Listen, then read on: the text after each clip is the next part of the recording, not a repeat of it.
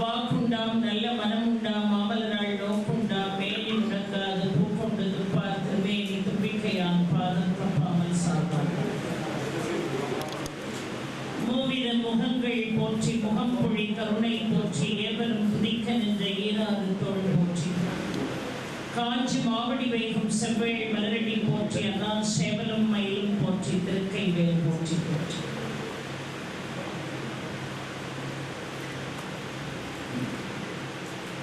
போற்றுதலுக்கும்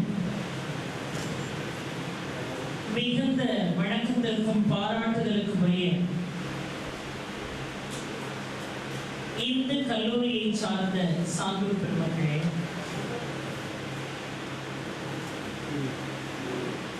star GV conference hall என்கின்ற அற்புதமான புனிதமான இந்த இடத்திற்கு அழைத்து சிறப்பு செய்திருக்கக்கூடிய ஆண்டவர்களே, இந்த அருமையான புனிதமான ஆலயம் போன்ற இந்த இடத்திற்கு நான் வருவதற்கு காரணகர்த்தாவாக விளங்கிய எங்கள் மரியாதைக்கும் பாராட்டுதலுக்கும் உரிய இலக்கிய குடும்பத்துடைய இனிய சகோதரர் திரு சோதா வெங்கடாச்சலம் அவர்களே, எந்த நிகழ்வுகள் எங்கே நடந்தாலும் மிக அழகாக அதை எழுத்துக்களால் வடிவமைத்து இந்த உலகம் முழுவதும் கொண்டு சேர்க்கக்கூடிய ஒரு ஆன்மீக பணியை அருட்பணியை செய்து கொண்டிருக்கக்கூடிய அருமை சகோதரர் தினமலர் ஸ்ரீனிவாசன் அவர்களே, இந்த விழாவினுடைய நாயகன் மரியாதைக்கும் பாராட்டுதலுக்கும் வணக்கத்திற்கும் உரிய அன்பு சகோதரர் திரு ராம்குமார் ரகுபதி அவர்களே, அவர்களுடைய இல்லத்தை சார்ந்த நல்ல உள்ளங்களே, பொன்னாடை போர்த்தி கௌரவித்த மரியாதைக்குரிய அம்மா கீதா அவர்களே, மற்றும் அருமை சகோதரர் திரு சுப்பிரமணியன் அவர்களே, திரு செல்லையா அவர்களே, மரியாதைக்கும் பாராட்டுதலுக்கும் உரிய ஐயா மீனாட்சி சுந்தரம் அவர்களே, திரு சிதம்பரம் அவர்களே, திரு சுரேஷ் அவர்களே, திரு ஏஎல்எஸ் சண்முகம் அவர்களே, திரு திருமலையப்பன் அவர்களே, திரு சாந்தீஸ் அவர்களே, திரு ராஜகோபால் அவர்களே, திரு வேல்முருகன் அவர்களே, திரு கந்தசாமி அவர்களே, திரு நீலா கிருஷ்ண பாபு அவர்களே, மற்றும் இந்த நிகழ்வுக்கு தன்னுடைய முழுமையான ஒத்துழைப்பை நல்கி இருக்கக்கூடிய கல்வி கூடத்தை சார்ந்த நல்ல உள்ளங்களே, குறிப்பாக இந்த இந்து கல்லூரியினுடைய முதல்வர் மரியாதைக்குரிய ஐயா அவர்கள், ஆண்டோர்களே சான்றோர்களே, இந்த நிகழ்வை மிக தெளிவாக அழகாக அருமையாக படம் பிடித்துக் கொண்டிருக்கக்கூடிய அருமை நண்பர்களே, இந்த நிகழ்வை ஒன்றன் பின் ஒன்றாக மிக அழகான தமிழிலே தொகுத்து வழங்கிக் கொண்டிருக்கக்கூடிய சகோதரியார்களே, பொன்னாடை போர்த்த எங்களுடைய பொன்னாடைகளை எல்லாம் பத்திரப்படுத்தி வைத்திருக்கக்கூடிய அருமை சகோதரர்களே, மற்றும் இங்கே திரளாக வருகை தந்திருக்கக்கூடிய பார்வையாளர்களே, ஆண்டோர்களே சான்றோர்களே, அத்துணை பேருக்கு முதற்க என்னுடைய பணிவான வணக்கத்தை தெரிவித்துள்ளேன். எனக்கு இந்த இடத்துக்கு வந்ததுல ரொம்ப மகிழ்ச்சி. நான் உங்களுடைய பேச்சை கேட்டிருக்கிறேன், நான் உங்களுடைய ரசிகன் என்று சொல்கின்ற பொழுது மகிழ்ச்சியாக இருக்கிறது. ரொம்ப கம்பீரமா கௌரவம் படத்துல சிவாஜி கணேசன் உட்கார்ந்து இருப்பார் பாருங்க, அப்படி உட்கார்ந்துருக்காங்க. உங்கள் ரசிகன் என்று சொல்கின்ற பொழுது ஒரு பூரிப்பு வருகிறது, அதில் ஒன்றும் மாற்று கருத்தே இல்லை. இவ்வளவு ரசிகர்கள் நமக்கு இருக்கவா செய்கிறார்கள் என்கின்ற ஒரு ஆச்சரியமும் எனக்கு இருக்கு. ஏன்னா நம்ம வீட்டுல எல்லாம் நம்ம பேச்சு அப்படியெல்லாம் யாரும் ஒன்றும் ரசிக்கிறது இல்லை. டிவியில என் பேச்சு வர்ற காலத்திலே குழந்தைகள் எல்லாம் ஓடி போகும். நானும் டிவியை போட்டு பார்க்க போறான்னு நினைச்சா அவசர அவசரமா ஆஃப் பண்ண. ஆனா இங்க இத்தனை ரசிகர்கள் இருக்கிறார்கள் என்று சொல்கின்ற பொழுது மகிழ்ச்சியாக இருக்கிறது. ஆனால் வீட்டில் இல்லை. இன்றைக்கு இது காலத்தினுடைய கட்டாயமாக இருக்கிறது இல்லையா? அப்படி ஒரு காலத்தில் இருக்கிறோம். எல்லாரும் இதை அணிந்து கொள்ளணும், எல்லாரும் நல்ல பாதுகாப்பாக இருக்கணும். அரசாங்கத்திற்கு நாம முழுமையான ஒத்துழைப்பு கொடுக்கணும், அதுல ஒன்றும் மாற்று கருத்தே இல்லை. ஆனால் இதை அணிவதிலே ஆடவர்களுக்கு அதிக சிரமம் இருப்பதாக எனக்கு தெரியவில்லை. எல்லாருக்குமே ஒரு புதுமையான ஒரு காரியமாக இருந்தால் கூட ஆடவர்கள் மிக சிரமப்படுவதாக எனக்கு தோன்றவில்லை. அணிந்திருக்கின்ற பொழுது கூட அவர்களுக்கு சிரமம் இல்லை என்று சொல்கிறார். ஆனால் பெண்கள் நமக்கு ரொம்ப சிரமமாக இருக்கிறது. உண்மையா இல்லையா? ரொம்ப சிரமம். எனக்கெல்லாம் ரொம்ப மூச்சு திணறிட்டு வேற வழி இல்லாம போடவே போட வேண்டிய ஒரு நிர்பந்தம் நமக்கு. எனக்கெல்லாம் போடவே முடியலையே, நீங்க எல்லாம் எப்படி மணிக்கணக்கில் போட்டிருக்கீங்கன்னு எங்க வீட்டுல அவருக்கு கேட்டேன். அழகா சொன்னார், செஞ்ச பாவம் சும்மா விடுமா அப்படின்னு. இதுல என்ன செஞ்ச பாவம் இருக்கு? நீங்களும் தான் மாஸ்க் போட்டிருக்கீங்க, நானும் தான் மாஸ்க் போட்டிருக்கேன், இதுல என்ன பிரச்சனை உங்களுக்கு? நாங்க எப்பவுமே வாயை திறந்து பேசுறது இல்லை, பேசவும் முடியாது. மெதுவா பேச ஆரம்பிச்சோம்னா உங்க வாயை மூடுங்க, எல்லாம் எங்களுக்கு தெரியும் அப்படின்னு எத்தனை வருஷமா சொன்ன அந்த தண்டனையை நீ வாயை மூடி அனுபவிக்க வேண்டாம். அதனால இதை 24 hours போட்டுதான் ஆகணும் அப்படிங்கிற ஒரு கட்டாயம் இருக்கு. அதனால இப்போ கொஞ்சம் நம்ம அந்த பயத்துல இருந்து கொஞ்சம் வெளியே வந்திருப்போம் அப்படின்னு நான் நினைக்கிறேன். இந்த கான்ஃபரன்ஸ் ஹால் ரொம்ப மகிழ்ச்சிகரமாக இருக்கிறது, அழகா இருக்கு. நான் ஒரே ஒரு வேலையை மட்டும் இந்த கல்லூரி செய்யணும், ஒரு வால் கிளாக் மட்டும் எப்படியாவது மாட்டிடணும். இல்லைன்னா எங்களை மாதிரி பேச்சாளர்களை கூப்பிட்டீங்கன்னு வைங்க, உங்க கதை அதோட கந்தல் ஆயிடும். ஏன்னா எப்ப தொடங்கலாம் எப்ப முடிக்க போகணுங்கிறதே எங்களுக்கு தெரியாது.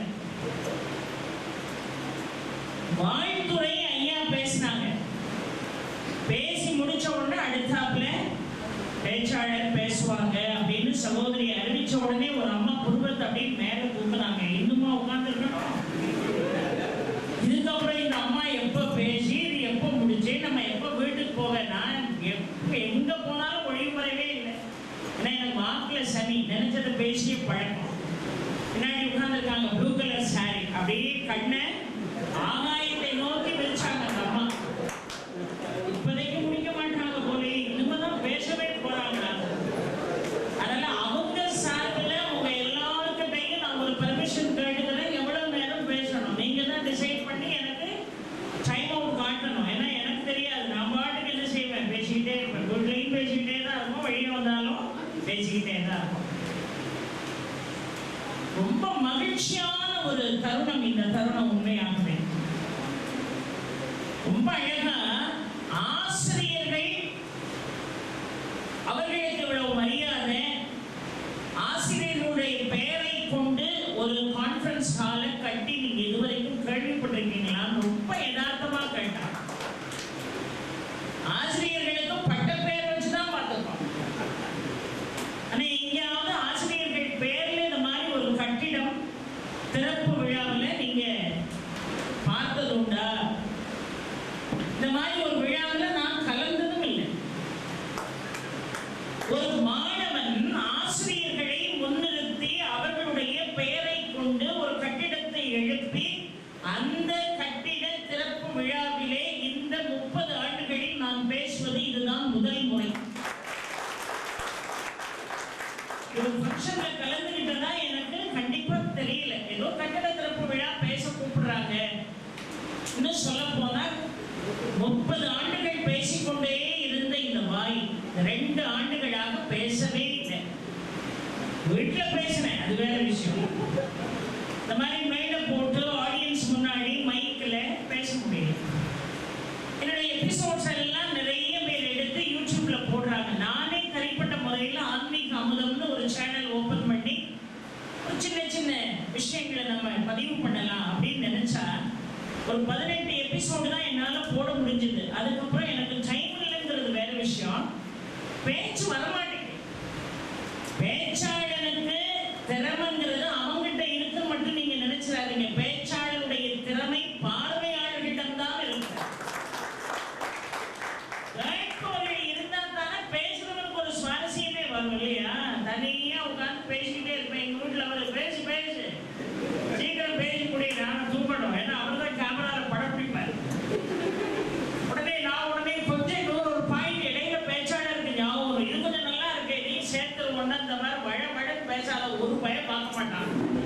பேசாம ஒரு 10 நிமிஷம் பேசிட்டு பேசாம படுத்துங்க அப்படின்பா. ஆனா இங்க என்ன ஆர்வமாக அத்துணை பேரும் அமர்ந்து இந்த நிகழ்வை கேட்கிறீர்கள், மகிழ்ச்சியாக இருக்கிறது. ஏன் இதை நான் சொல்றேன்னா, என் வாழ்க்கையில இப்படி ஒரு நிகழ்ச்சியை நான் பார்த்ததில்லை. ஏன்னா ஒரு விஷயத்த மனம் வந்து சொல்லணுமா இல்லையா? 2 ஆண்டுகள் எங்கேயுமே பேச போகல. எத்தனையோ அழைப்புகள் வந்தாலும் என்னுடைய மகன் வெளியே போக வேண்டாம், அதான் உங்களுக்கு சேஃபு, அதாவது கூப்பிட்டாங்கன்னு பேச போயிடாதீங்கன்னு ஒவ்வொரு நாளும் ஃபோன் பண்ணி இருக்கிற இடத்துல இருந்து நான் வீட்டில் இருக்கலாம்னு கன்ஃபார்ம் பண்ணுவான், வெளியே போயிடக்கூடாது. ஆனால் முதல் முறையாக ஒரு புனிதமான இடத்திற்கு வந்திருக்கிறேன். அந்த வாய்ப்பை எங்கள் அருமை சகோதரர் சோனா வெங்கடாச்சலம் அவர்கள் ஏற்படுத்தி கொடுத்திருக்கிறார்கள். அவர்கள் அழைத்ததின் பேரிலே நான் இங்கே அமர்ந்திருக்கிறேன். காரில் வரும்போது ஒரு கட்டிட திறப்பு விழா அப்படின்னு மட்டும்தான் நினைச்சேன். ஆனால் 2 பேரும் ரொம்ப அழகா அந்த கல்லூரியை பற்றி சொல்லிக்கிட்டே வராங்க. இந்த கல்லூரிக்கு எவ்வளவு மகத்துவம் இருக்கிறது, எவ்வளவு மரியாதை இருக்கிறது என்பதை இருவரும் மாற்றி மாற்றி சொன்னார்கள். அப்ப நான் இவர்கிட்ட ரொம்ப அழகாக கேட்டேன். STARGV அப்படின்னு போட்டிருக்கேன், எதனால அப்படிங்கும் போது 2 பேரும் அதற்கு ரொம்ப அழகாக விளக்கம் தந்தார்கள். அருமைக்குரிய ஐயா அவர்களும் ரொம்ப அழகா யார் யார் பேர்ல இந்த கட்டிடத்தை திறந்து வைத்திருக்கிறார்கள் என்பதையும் சொன்னார்கள். ஏன்னா இன்றைக்கு மாணவர்கள் எப்படி இருக்கிறார்கள் என்று நான் சொல்லி நீங்கள் தெரிய வேண்டிய அவசியமே இல்லை.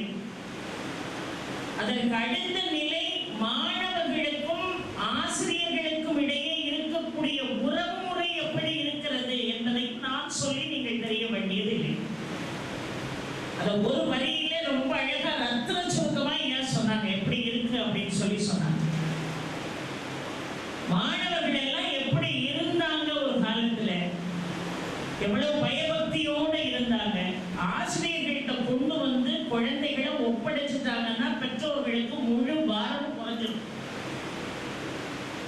என்னெல்லாம் கொண்டு போய் பள்ளிக்கூடத்துல விடும் போதே எங்க அப்பாவும் எங்க அம்மாவும் கொண்டு வந்து விட்டுட்டு சொன்ன முதல் வார்த்தை, கண்ணை தவிர மீதி எல்லா இடத்தையும் உரிக்கலான்ட்டா.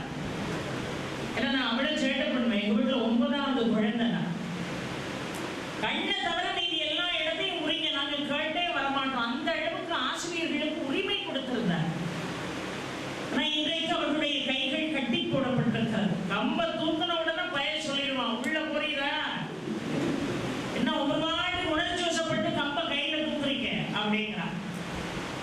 அந்த ஆசிரியர்கள் மாணவர்களுக்கு இடையே குருகுலத்துல இருந்த ஒரு மரியாதை, ஒரு அன்பு, ஒரு நேசம், ஒரு உறவு, ஒரு பிடிப்பு இன்னைக்கு இருக்கா அப்படின்னு கேட்டா இல்ல. ஆனா குருகுலத்துல படிச்சிருக்கோம், அப்படியெல்லாம் மாணவர்கள் இருந்திருக்காங்க, அப்படியெல்லாம் ஆசிரியர்கள் இருந்திருக்காங்கன்னு படிச்சிருக்கோம் பாருங்க.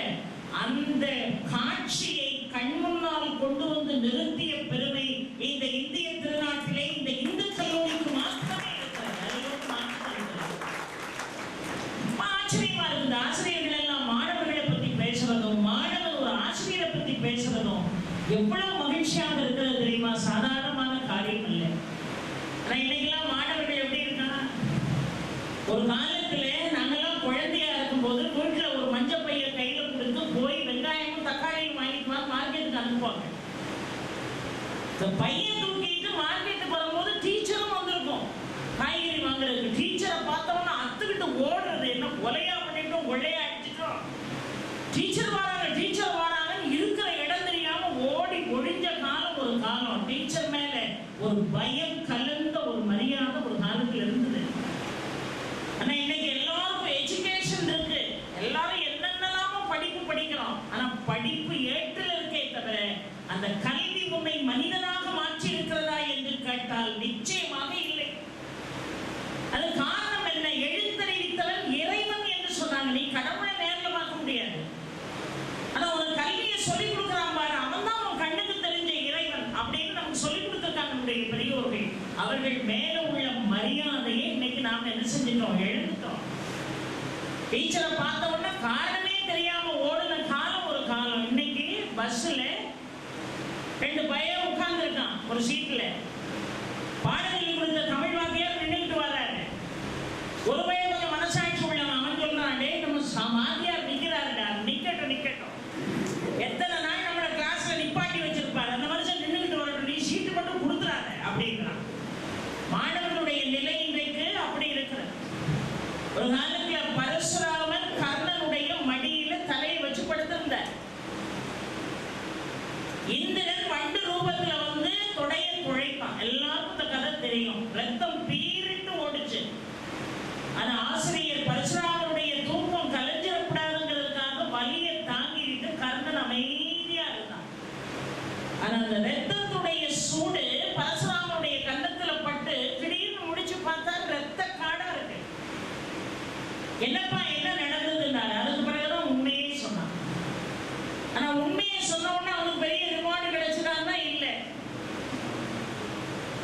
நிச்சயமாக உன்னால் இந்த காரியத்தை செய்திருக்க முடிகிறது என்று சொன்னால் நீ ஒரு சத்திரியனா இருக்கிறதுக்கு வாய்ப்பு இல்லை என்று சொல்கிறார்.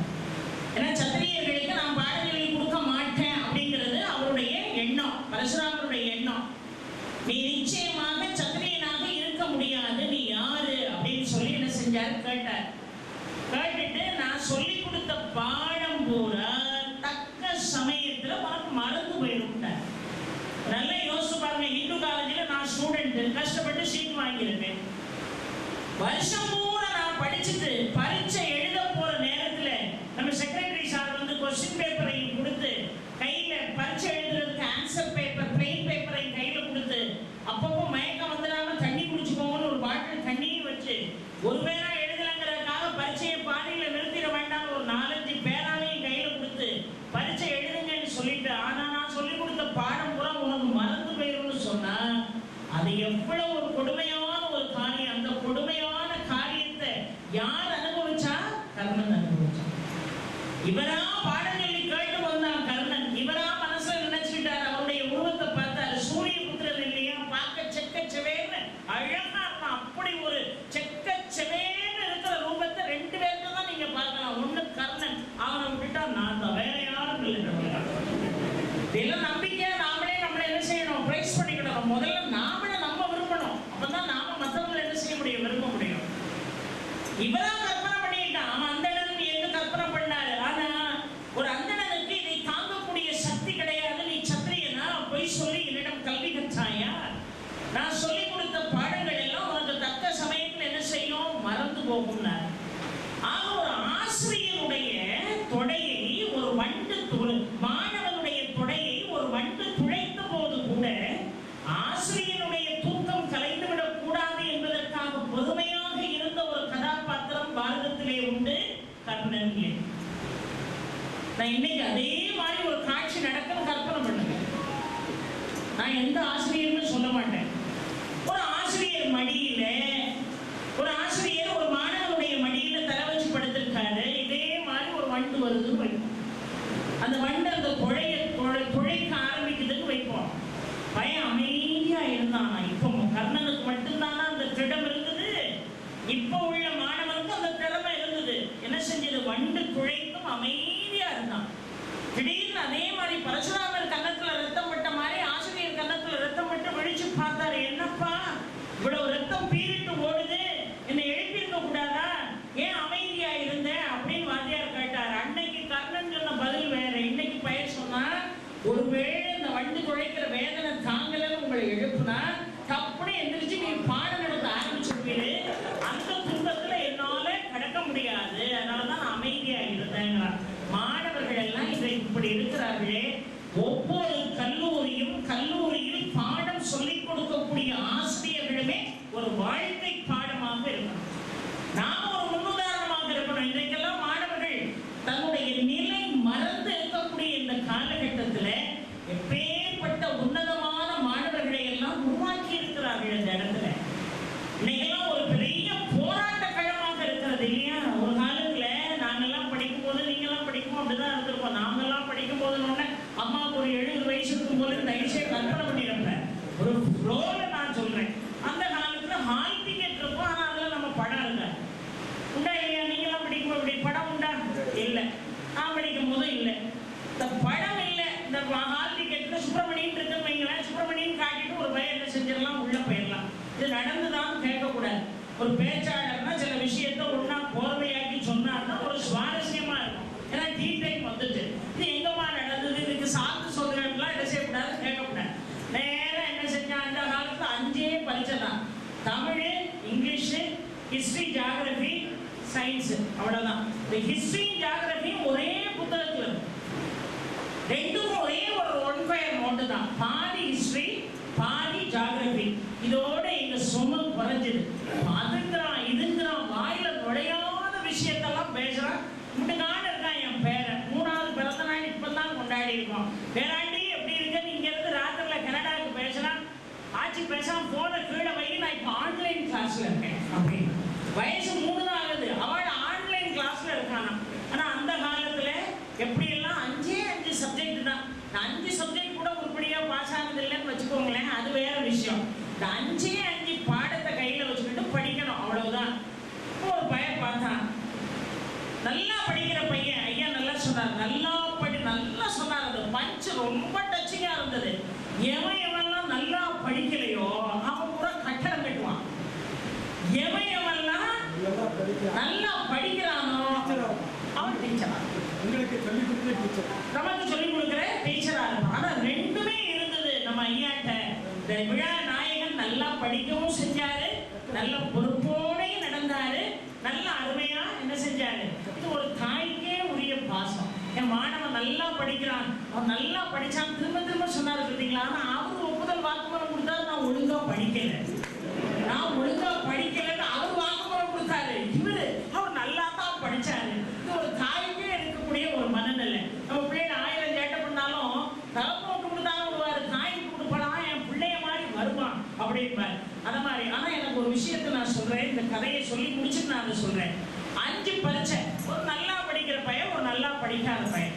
இல்ல நல்லா படிக்காதவன அந்த பள்ளிக்கூடத்துக்கே தெரியும், என்ன மார்க் வாங்குவான், இவன் என்ன லட்சணத்துல படிப்பான்னு அந்த ஸ்கூலுக்கே நல்லா தெரியும்.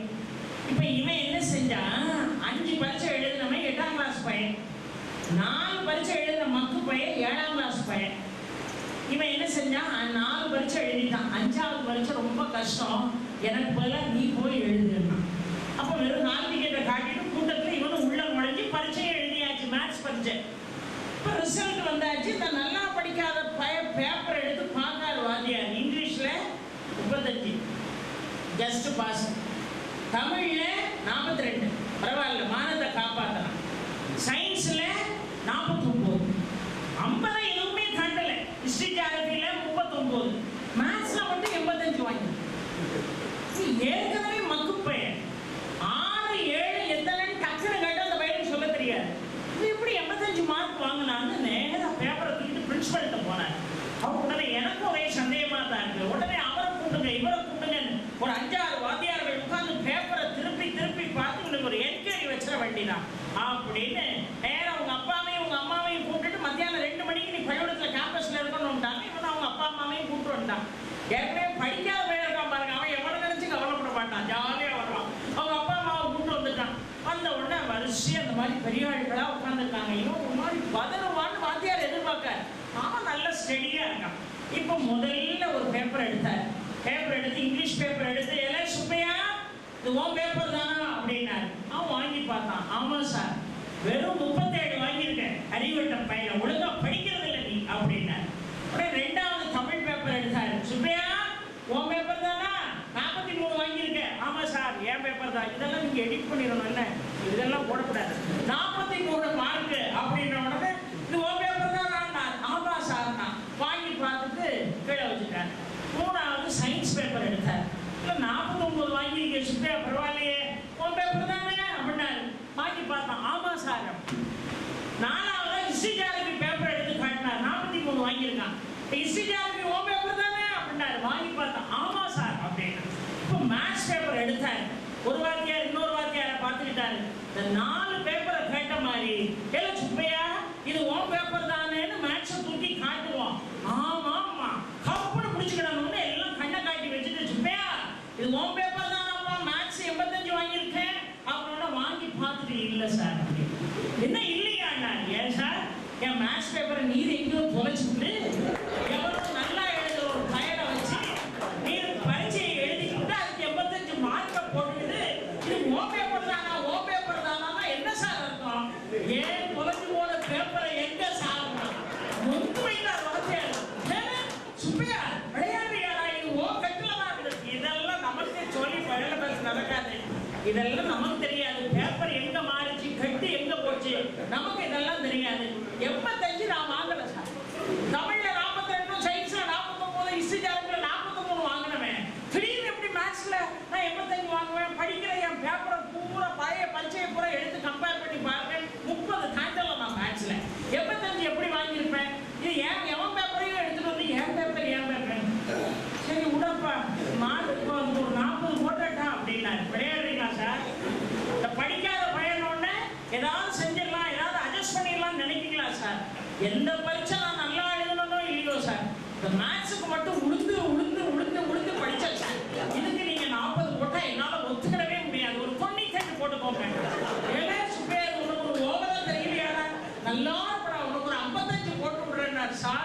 நான் நேரா எஜுகேஷன் டிபார்ட்மெண்ட்டுக்கு போயிருவேன். இந்த வேலைலாம் என்கிட்ட வச்சுக்கிட்டாங்க. பக்கத்துல இருந்து அவன் அம்மாவும் அப்பாவும் இருக்கா பாருங்க, அதான என் பிள்ளை முடியா படிச்சா நீங்க என்ன வரும் 40 மார்க் போடுறேன்னு சொல்றீங்க.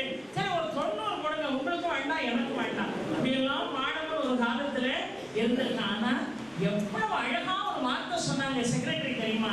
நாங்க 5 பைசா கூட இங்க டொனேஷன் வாங்கல. நாங்க இது கல்விக்கூடம், இது கோயில் சார், இது கோயில். நாங்க டொனேஷன் வாங்குறது இல்ல. இன்னொன்னு எனக்கு ரொம்ப மனசை தொட்ட ஒரு விஷயம். நான் யதார்த்தமா மற்ற சொற்பொழிவு மாதிரி நான் பேச வரல, யதார்த்தமா பேசிட்டு போறதுக்கு தான் வந்திருக்கேன். நீங்க பேசுற விஷயத்துல எனக்கு ரொம்ப ஒரு பிடிச்ச விஷயம், நாங்க டொனேஷன் வாங்கல, எங்க ஆசிரியர்கள் சம்பளம் இந்த வீட்டுல வீட்டுக்காரர் கொண்டுட்டு வர்ற பட்ஜெட்டுக்கு தக்கன குடும்பம் நடத்துவோம் பாருங்க. அது மாதிரி அழகா சொன்னாரு.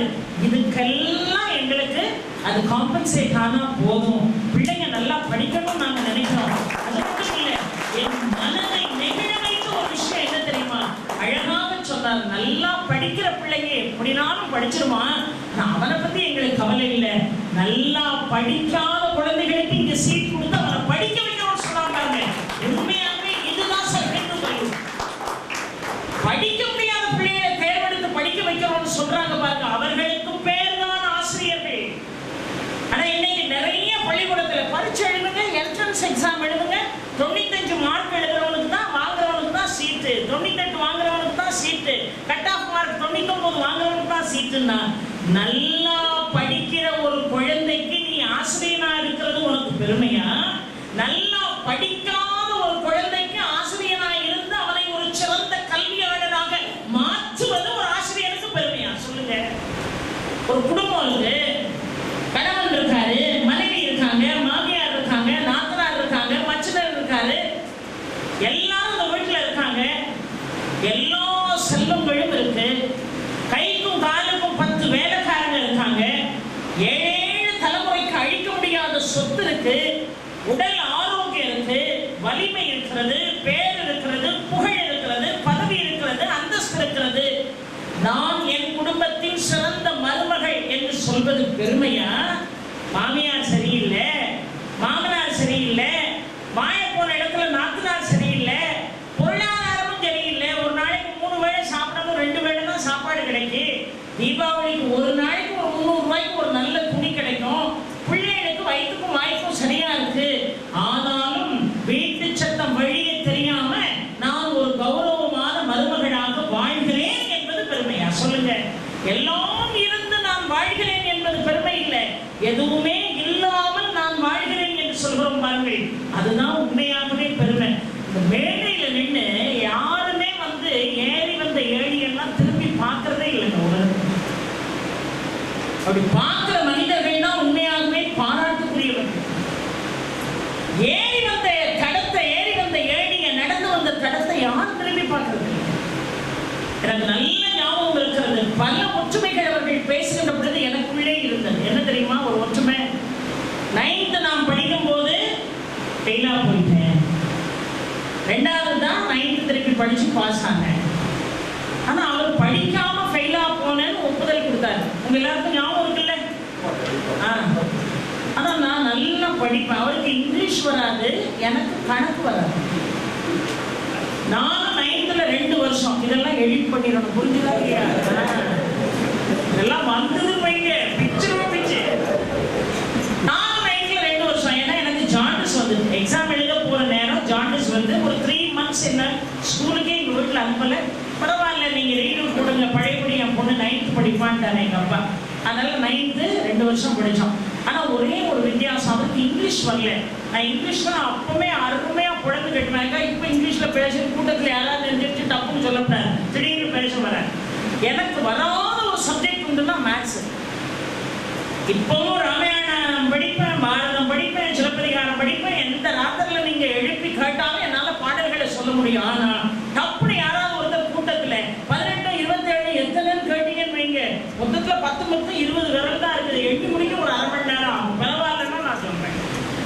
எங்க அப்பாவுக்கும் எங்க அம்மாவுக்கும் ரொம்ப கவலை. நல்லா படிக்கிற ஸ்டூடெண்ட் மேத்ஸ் வரமாட்டேங்குது, எப்படியாவது விளையாண்டு 10th மட்டும் பாஸ் ஆக்கி விட்டுட்டா +2ல சயின்ஸ் குரூப் எடுத்து அப்படியே காலேஜில் ஏதாவது பிசிக்ஸ் கெமிஸ்ட்ரின்னு அனுப்பிடலாம் அப்படின்னு.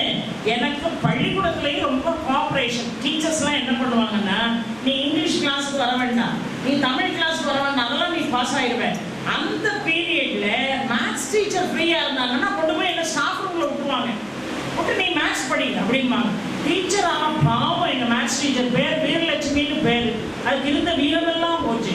எனக்கு சொல்லி சொல்லி கொடுத்து அது மாங்குன்னு என்ன சொல்லி கொடுத்தாலும் மரமண்டல் மாங்க பாருங்க ஏறவே இல்லை. எங்க அம்மா அந்த காலத்திலே இக்னேஷியஸ் கான்வென்ட்ல அப்பவே எஸ்எஸ்எல்சி, எங்க அப்பா அந்த காலத்திலே எஸ்எஸ்எல்சி, 2 பேரும் உட்கார்ந்து மேத்ஸ் சொல்லி கொடுப்பாங்க சாயங்காலம்.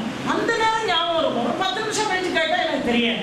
வீட்டுக்கு காலையில் ஒரு டியூஷன் மாஸ்டர், சாயங்காலம் ஒரு டியூஷன் மாஸ்டர். எங்க சிஸ்டர், எங்க எல்டர் சிஸ்டர் சாந்தான்னு கனரா பேங்க்ல ரீஜனல் மேனேஜரா இருந்தாங்க. இப்ப அவங்க இல்லை. அவங்க ஜனாதிபதி டாக்டர் ராதாகிருஷ்ணன் கையால மேத்ஸ்க்கு கோல்டு மெடல் வாங்கினவங்க எங்க வீட்டுல. இன்னைக்கெல்லாம் மீடியா நல்லா இருக்கு, உள்ள குழந்தைகள் எல்லாம் ஃபோக்கஸ் பண்ணப்படுறாங்க. அப்பெல்லாம் ஒரு கணக்கு டீச்சர் போர்டில் எழுதும் போதே எங்க சிஸ்டர் டக்குன்னு சொல்லிடுவாங்க. அதனாலே நீ பின்னாடி போய் உட்காரு, முந்திரி கொட்ட மாதிரி எல்லாத்தையும் முன்னாடி முன்னாடி சொல்லிட்டு சொல்லுவாங்களாம். அந்த அளவுக்கு ஒரு கோல்டு மெடலிஸ்டும் எங்க வீட்டுல உண்டு மேத்ஸ்ல. என்ன மாதிரி சுட்டு போடாத ஒரு மேத்ஸும் எங்க வீட்டுல உண்டு. இவ்வளவு வேற எங்க அப்பா, எங்க அம்மா, எங்க சிஸ்டர், காலையில் ஒரு டியூஷன் வாத்தியார், மத்தியானம் ஒரு டியூஷன் வாத்தியார், பீரியட்ஸ் அத்தனையும் பார்த்தீங்கன்னா மேத்ஸ் தான் எனக்கு நடக்கும். பரீட்சைக்குள்ள நுழையும் போது ஒரு 10 டீச்சர்ஸ் என்ன சுற்றி நிற்காங்க.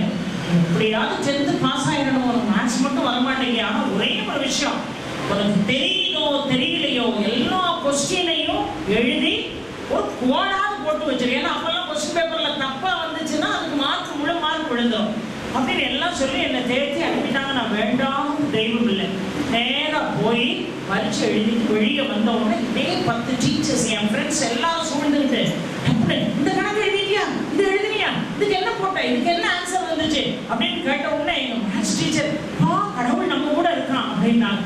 பக்கத்துல இருக்க ஹிஸ்டரி டீச்சர் கேட்டாங்க என்னன்னாங்க, 2 கிராஃப் இல்லை, ஒரு கிராஃப் எழுதணுமா, தப்பு அது, அது கொஸ்டின் பேப்பரே தப்பு. நம்ம இப்படி ஒரு கோடை போட்டு இப்படி ஒரு கணக்கு செய்வோம் தெரியுமா? இந்த கணக்கெல்லாம் கொடுமையான கணக்கு சார். இப்படி ஒரு கோடை போட்டு மேல ஒரு ஆன்சர் வரும், கீழே ஒரு ஆன்சர் வரும், அப்புறம் ஒரு மாடி எல்லாத்தையும் கயிறுல மேயும். எனக்கு அதெல்லாம் உள்ளதான் ஞாபகம் இருக்கு. இதுக்கெல்லாம் இந்த விட்டத்தை எழுது, சட்டத்தை எழுதுன்னு பார்த்தாங்க மிஸ். ஓ ஏன் கணக்குக்கு நீ 19 மார்க் வாங்கியாச்சுன்னா இப்படி மிஸ்ன்னு 2 மார்க்ல ஒரு 4 தப்பு, ஒரு 10 மார்க் கிராஃப் தப்பு, இந்த கோடு போட்டதுல 5ல 2 தப்பு, அப்புறம் 19ல இருந்து 23 மார்க் வந்தாச்சு.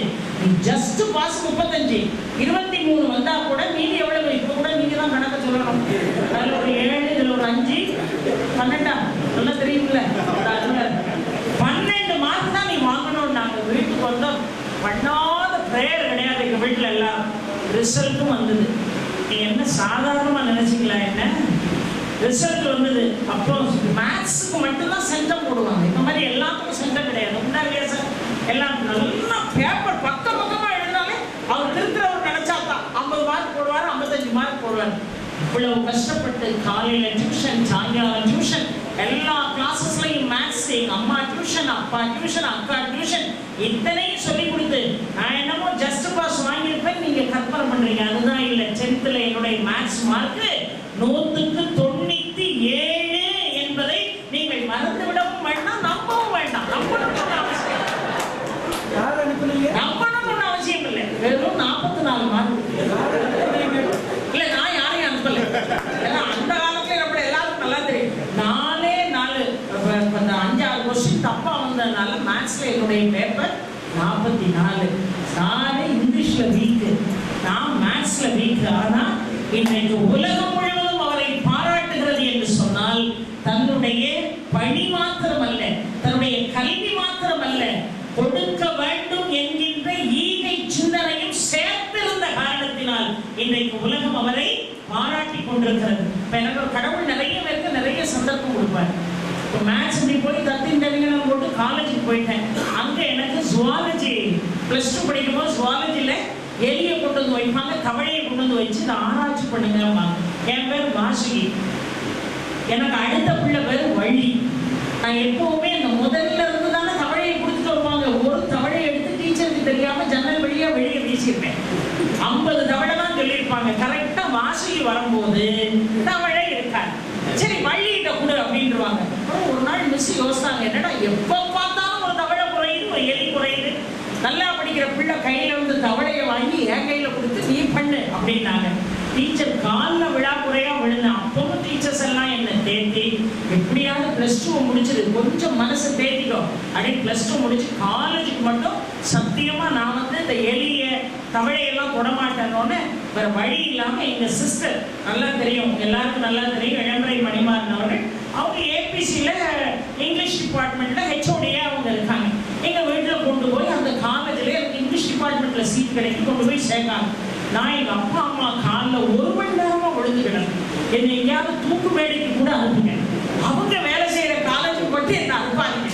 தலையை இப்படி சீவக்கூடாதுமாங்க, சட்டையை எப்படி போடக்கூடாதுமாங்க, என் நிம்மதியே போயிடும். நல்லா இருப்பீங்க. நான் அழுன்னு அழுது சரின்னு எங்க சிஸ்டர் அதுக்கு முன்னாடியே சொல்லிட்டாங்க, என் காலேஜுக்கெல்லாம் படிக்க வந்தா எண்ணெயை குழுன்னு தேய்ச்சி நல்ல சடையை பின்னிட்டு தான் எங்க பள்ளிக்கூடம் தான் கூட பரவாயில்ல, காலேஜுக்கு பார்த்தா ஆரம்பிச்சுட்டு இப்பவே நமக்கு சரி வேண்டவே வேண்டாம், என்னை வேற எங்கேயாவது கொண்டு சேருங்கன்னு தூத்துக்குடி சென்ட் மேரிஸ் காலேஜில் கொண்டு போய் சேர்ந்தேன். அதுக்குள்ள எல்லா சீட்டும் முடிஞ்சிட்டு ஆபத் பாண்டவனுக்கு ஒரு சீட் இருந்தது ஹிஸ்ட்ரி. நான் பேசிக்கா தமிழ் கிடையாது, நான் 5 வருஷமும் கல்லூரியில என்னுடைய போஸ்ட் கிராஜுவேஷன் ஹிஸ்டரி.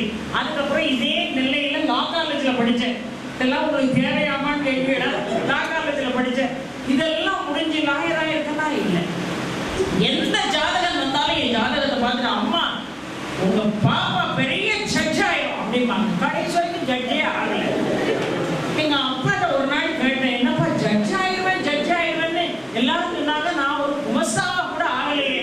எங்க அப்பா சொன்னாரு, ஜட்ஜுன்னா உடனே கோர்ட்டுக்குள்ள இருந்து 4 பேர் மத்தியில நீ ஜட்ஜ்மெண்ட் சொன்னாதான் நான் உண்டு, 1,00,000 பேர் உட்கார்ந்து இருக்கும் போது உன்னை ஜட்ஜ்மெண்ட் சொல்லபடியா கடவுள் வச்சிருக்கானே, நீ அதை என்ன மறந்தா போன. நாங்க என்னைக்கு 30 வருஷமா பாட்டுமன்றம் பட்டிமன்றம் வழக்காடுமன்றம் ஏதோ ஒரு வகையில நம்ம என்ன செய்யறோம், ஜட்ஜா இருக்கோம். இது சும்மா இதோடு இந்த ஆசையை விட்டுருக்கணும்ல. ஜெயலலிதா அம்மா இருக்கும்போது ஆன்டி டவுரி செல்லுக்குன்னே ஒரு 26 டிஎஸ்பிஸ் எடுத்தாங்க, டிஎன்பிசி.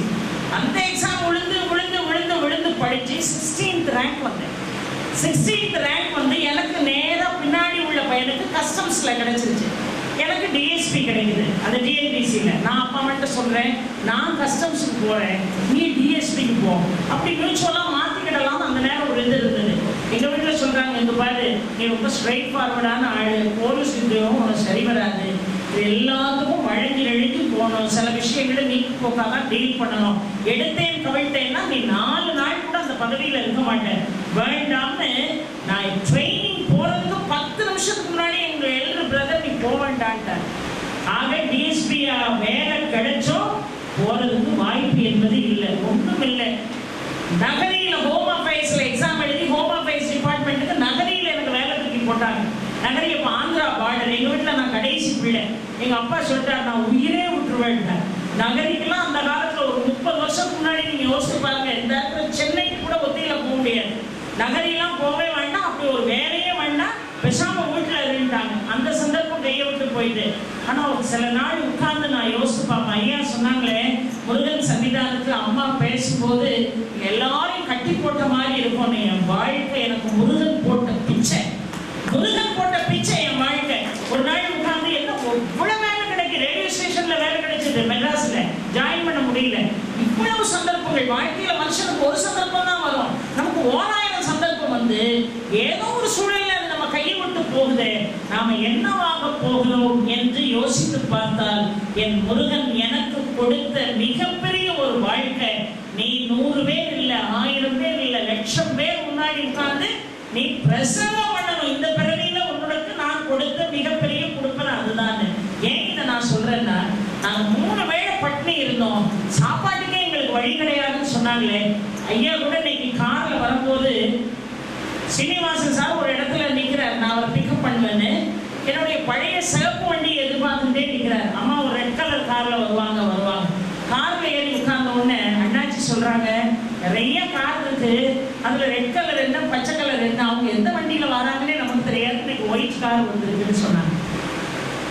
சொன்ன உடனே நான் எதை தெரியுமா நினைச்சு பார்த்தேன், திருச்செந்தூர் முருகன் கோயில்ல முதல் ஆண்டு நான் பேச போறேன். முதல் முறையாக திருச்செந்தூர் முருகன் ஆலயத்துல பேச போறேன். எனக்கு ஸ்பான்சர் யாருன்னு கேட்டீங்கன்னா உங்களுக்கு தெரிஞ்சிருக்கும், தூத்துக்குடியில தெய்வநாயகம் பிள்ளை DA6ல எனக்கு 500 ரூபாய் சம்பளம். அப்ப 500 தான் வாங்குனீங்க, இப்போ 500 வாங்கிட்டு போயிருக்குன்னு சொல்லிடக்கூடாது, அது கொண்டு போய் அப்ப 500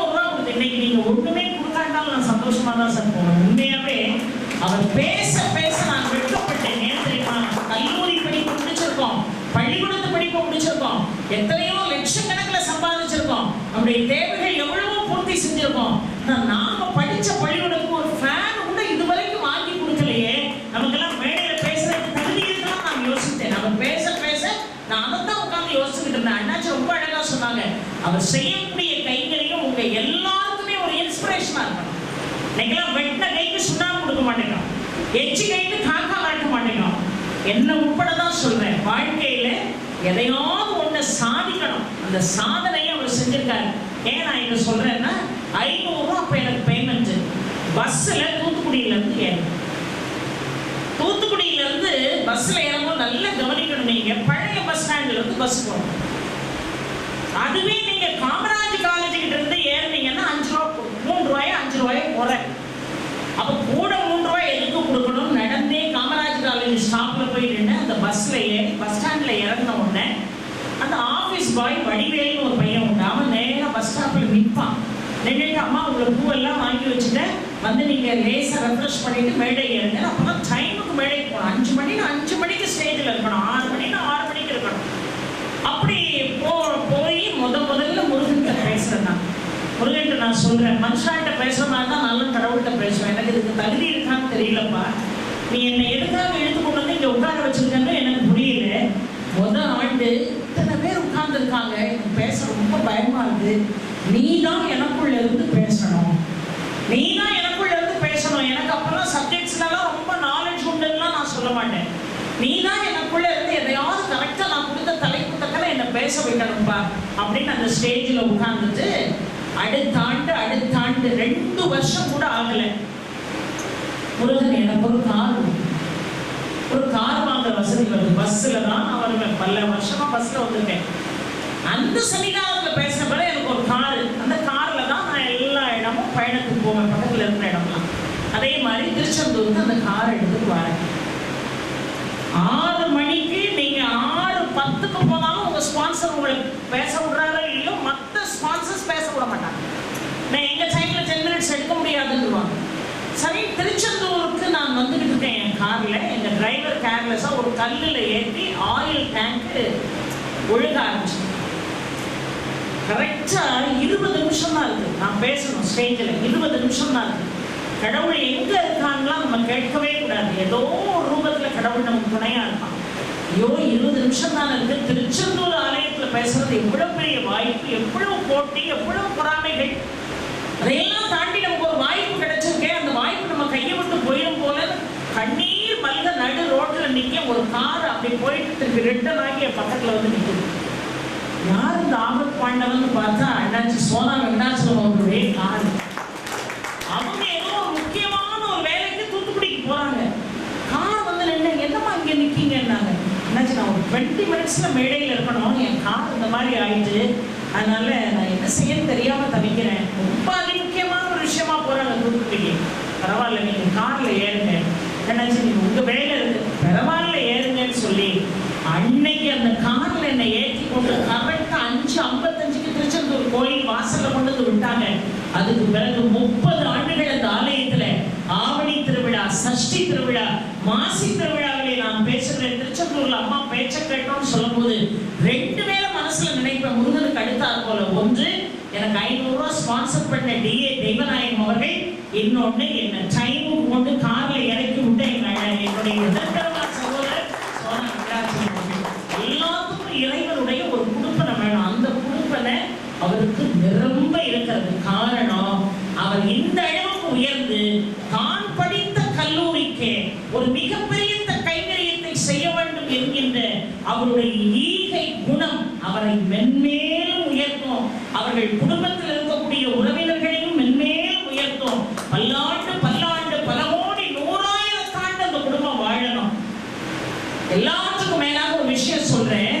கிரேக்க தத்துவ ஞானி சாக்ரட்டிஸ் போய் ஒரு மாணவன் கேட்டான், ஒரு மாணவன் எப்படி இருக்கணும், ஒரு மாணவன் எப்படி இருக்கணும் அப்படின்னு கேட்ட உடனே அவர் சொன்னாரு, கொக்கு போல இருக்கணும், கோழி போல இருக்கணும், உப்பு போல இருக்கணும், ஒன்ன போல இருக்கணும்.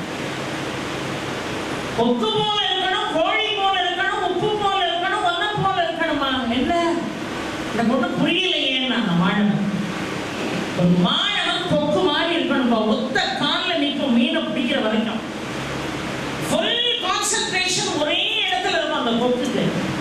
அப்பேற்பட்டவன் மட்டும்தான் வாழ்க்கையில ஷைன் பண்ணியிருக்கான். ரொம்ப டைவர்ஷன் உள்ளவன் ஷைன் பண்ணதா சரித்திரம் கிடையாது. ஒத்த கால நின்று அந்த மீன் பக்கத்துல வந்தவன லாபகமா போய் லாபக்குன்னு பிடிக்கும் பாரு, அத மாதிரி இருக்கணும் மாணவன்.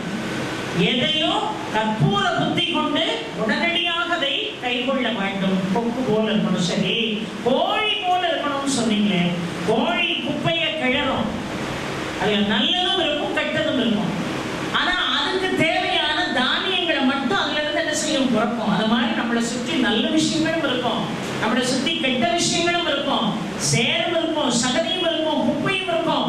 அதையெல்லாம் தாண்டி நான் போகக்கூடிய பாதை, என்னுடைய பார்வை நேர்த்தியாக இருக்கிறதா என்று ஒரு மாணவன் சிந்தித்தால் அவன் காலம் கடக்கும் பேசப்படுவான். அதுதான் அவரு. எனக்கு அவரை பார்த்த உடனே எனக்கு அதான் ஞாபகம் வந்தது. உப்பு போல இருப்பான்னு சொன்னீங்களே மாணவன், அதுக்கு என்ன அர்த்தம் அப்படின்னு அந்த மாணவன் கேட்டான். இந்த உப்பு கிட்டத்தட்ட கடவுள் போல. சாப்பாட்டுல சாம்பார்ல உப்பு போடுறோம், ரசத்துல உப்பு போடுறோம், அவியல்ல கூட்டு பொரியல்ல உப்பு போடுறோம். அந்த சுவையை இந்த நான் உணர்கிறது இல்லையா? உப்பு இதுல இருக்கு, உப்பு கூட இருக்கு, குறையா இருக்கு, உப்பே இல்லை அப்படிங்கிற விஷயத்தை இந்த நாக்கு தான் சுவையின் மூலமாக உணர்கிறதே தவிர உணவுக்கு ருசி கொடுத்த உப்பை கண்ணால பார்க்க முடியுமான்னா பார்க்க முடியாது, அது கரைந்து போய் விடுகிறது. அதை போல மாணவன் எப்படி இருக்கணுமா, தான் படிக்கின்ற காலம் மட்டுமல்ல, படித்து முடித்த பிறகும் அந்த கல்லூரிக்கும் சரி, அந்த கல்லூரியில் பாடம் கற்றுக் கொடுத்த ஆசிரியர்களுக்கும் சரி, அவன் கண்ணுக்கு தெரியாத சுவை கொடுக்கக்கூடிய உப்பை போல எல்லாருடைய மனசுலையும் தெய்வமாக நீக்கமர நிறைந்திருக்கணும். அவன் தான் மாணவன். அவர் வேற யாரும் இல்லை, அவர் தான் நம்ம ஐயா, இந்த விழாவினுடைய நாயகன். சரிப்பா, ஒன்ன போல இருக்கணும்னு சொன்னீங்க, என்ன அப்படின்னு கேட்ட உடனே நிறைய மாணவர்கள் ஆசிரியர்கள் என்ன கேட்க மாட்டாங்க, சந்தேகமே கேட்க மாட்டாங்க. அப்படியே கம்மன்னு இருப்பான். கிளாஸ் முடிஞ்சு போனோடனே இவனும் பேசாம இருப்பான். சிலவன் அதிக பிரசங்கியா கேள்வி கேட்பான். அதிக பிரசங்கித்தனமா கேள்வி கேட்கிறவன கூட ஆசிரியர் மன்னிச்சிருவாரு. ஆனா மக்கு மாதிரி நேரத்தை என்னன்னு உட்கார்ந்து இருக்கிறவன ஆசிரியர் மன்னிக்கவே மாட்டாரு. இப்போ ஒரு ஆசிரியர் ஒரு மாணவன் கேள்வி கேட்டான் பாருங்க. நல்லது செய்யறவன்லாம் வாழ்க்கையில இந்த யுகம் முடிஞ்சு, இந்த லோகம் முடிஞ்சு, இன்னொரு லோகத்துக்கு போகும்போது சொர்க்கத்துக்கு போவான். வாழ்க்கையில நிறைய தீமை செஞ்சவன்லாம் நரகத்துக்கு போவான்னாரு வாத்தியார். ஒரு பையன் மெதுவா எந்திரிச்சு, சார் நீங்க எங்க சார் போறீங்க? உடனே அவர் சொன்னாரு, நான் நிறைய பாவம் பண்ணியிருக்கப்பா, நான் கண்டிப்பா நரகத்துக்கு தான் போவேன் அப்படின்னு. ஆமாப்பா, நரகம் எப்படி இருக்கும், மோட்சம் எப்படி இருக்கும் சார்னு கேட்டான். மோட்சத்துக்கு போனீங்கன்னா அங்க எல்லா விருட்சங்களும் இருக்கும். இந்த விருட்சம்னோட உங்க ஞாபகம் வந்துச்சு. ஐயா பேர் என்னது? திருமலை ஐயா ஞாபகம் வந்துச்சு. ஏன்னா டிகேசி அவர்களுடைய கொள்ளு பேரை. டிகேசி ஐயாட்டு போய் கேட்டாங்க, எங்க நாட்டுல, வெளிநாட்டுக்கான ஒருத்தன் கேட்டான், எங்க நாட்டுல நாங்க விருட்சங்களை எல்லாம் பாதுகாக்கின்றோமே, உங்க நாட்டுல அந்த பழக்கம் இல்லையே அப்படின்னு கேட்ட உடனே டிகேசி அழகா சொன்னாங்க, உங்க தேசத்தில் நீங்கள் விருட்சங்களை பாதுகாக்கிறீர்கள், ஆனால் எங்கள் தேசத்தில் விருட்சங்களை நாங்கள் பூஜிக்கிறோம் என்று சொன்னார். அப்பேற்பட்ட குடும்பத்துல இருந்து அவங்க விருட்சம்னோடனே எனக்கு அது டக்குன்னு ஞாபகம் வந்துச்சு. என்ன பேசுனேன், எனக்கு அது மறந்து போச்சுமா, என்ன பேசுனேன், யாராவது அனுச்சி செயலாதான் சொற்பொழி கேட்கலாம். நீங்க எல்லாரும்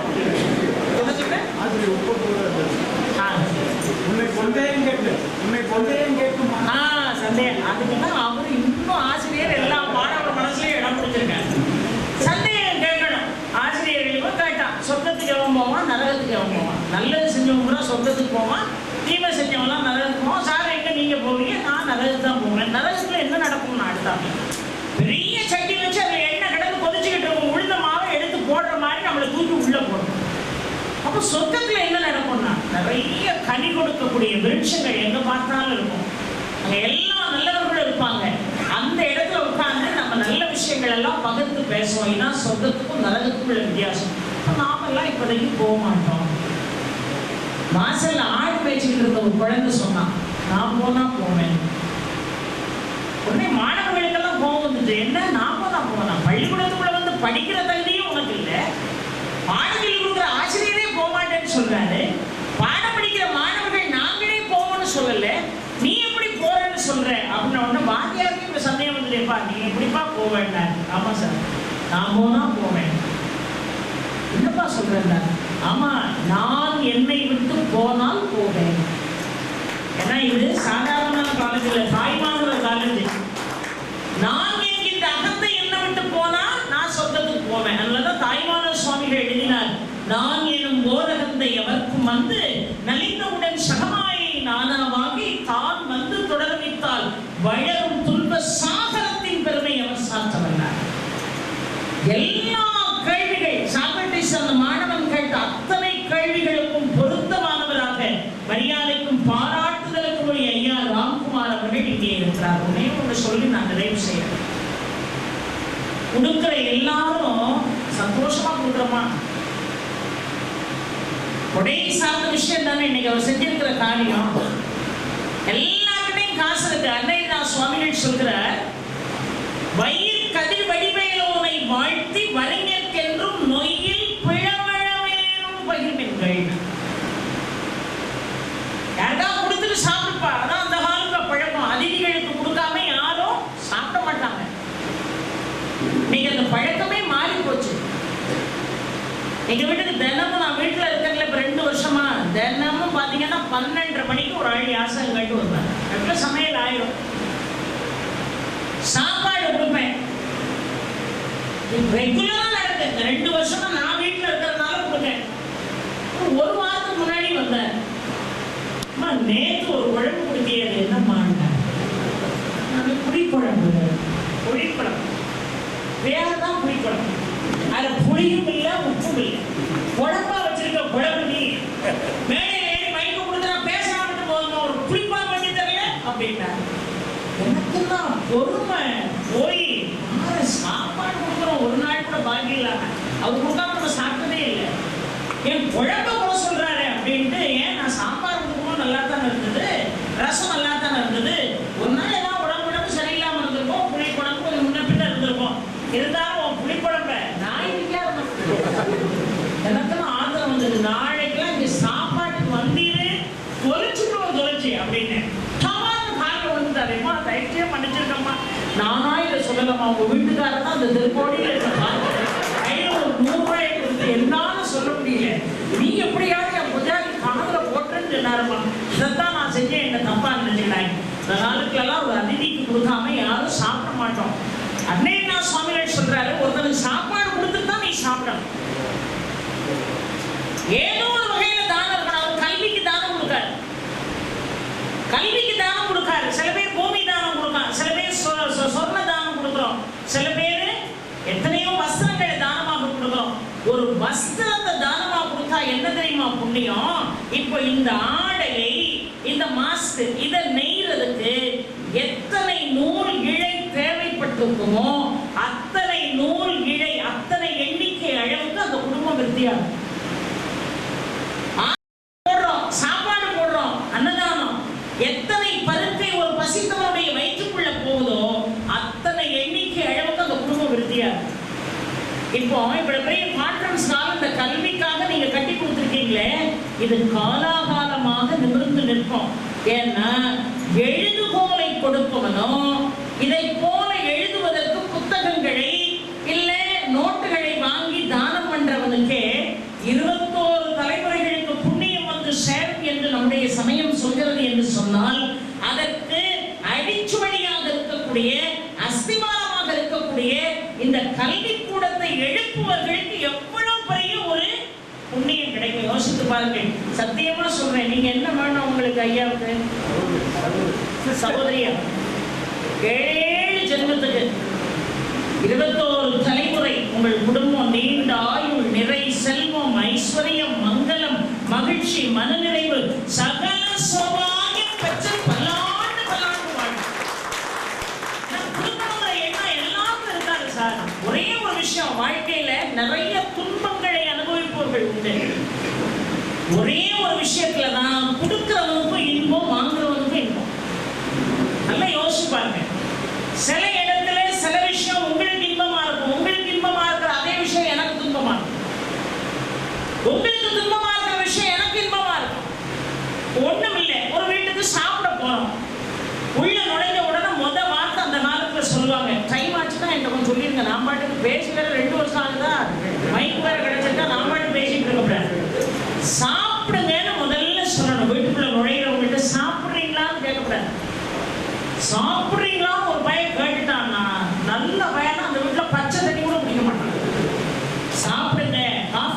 அப்படின்னு சொல்லணும். அப்பதான் சாப்பிடும். உள்ள நுழைஞ்ச உடனே அந்த காலத்துல அப்படியே பெரியவர்கள் சாப்பிடுங்க, பசியா இருங்க, அம்மா சாப்பிடுங்கன்னு கூட இல்லை, பசியா இருங்க. எங்க ஆட்சிலாம் எனக்கு நல்ல ஞாபகம் இருக்கு. 11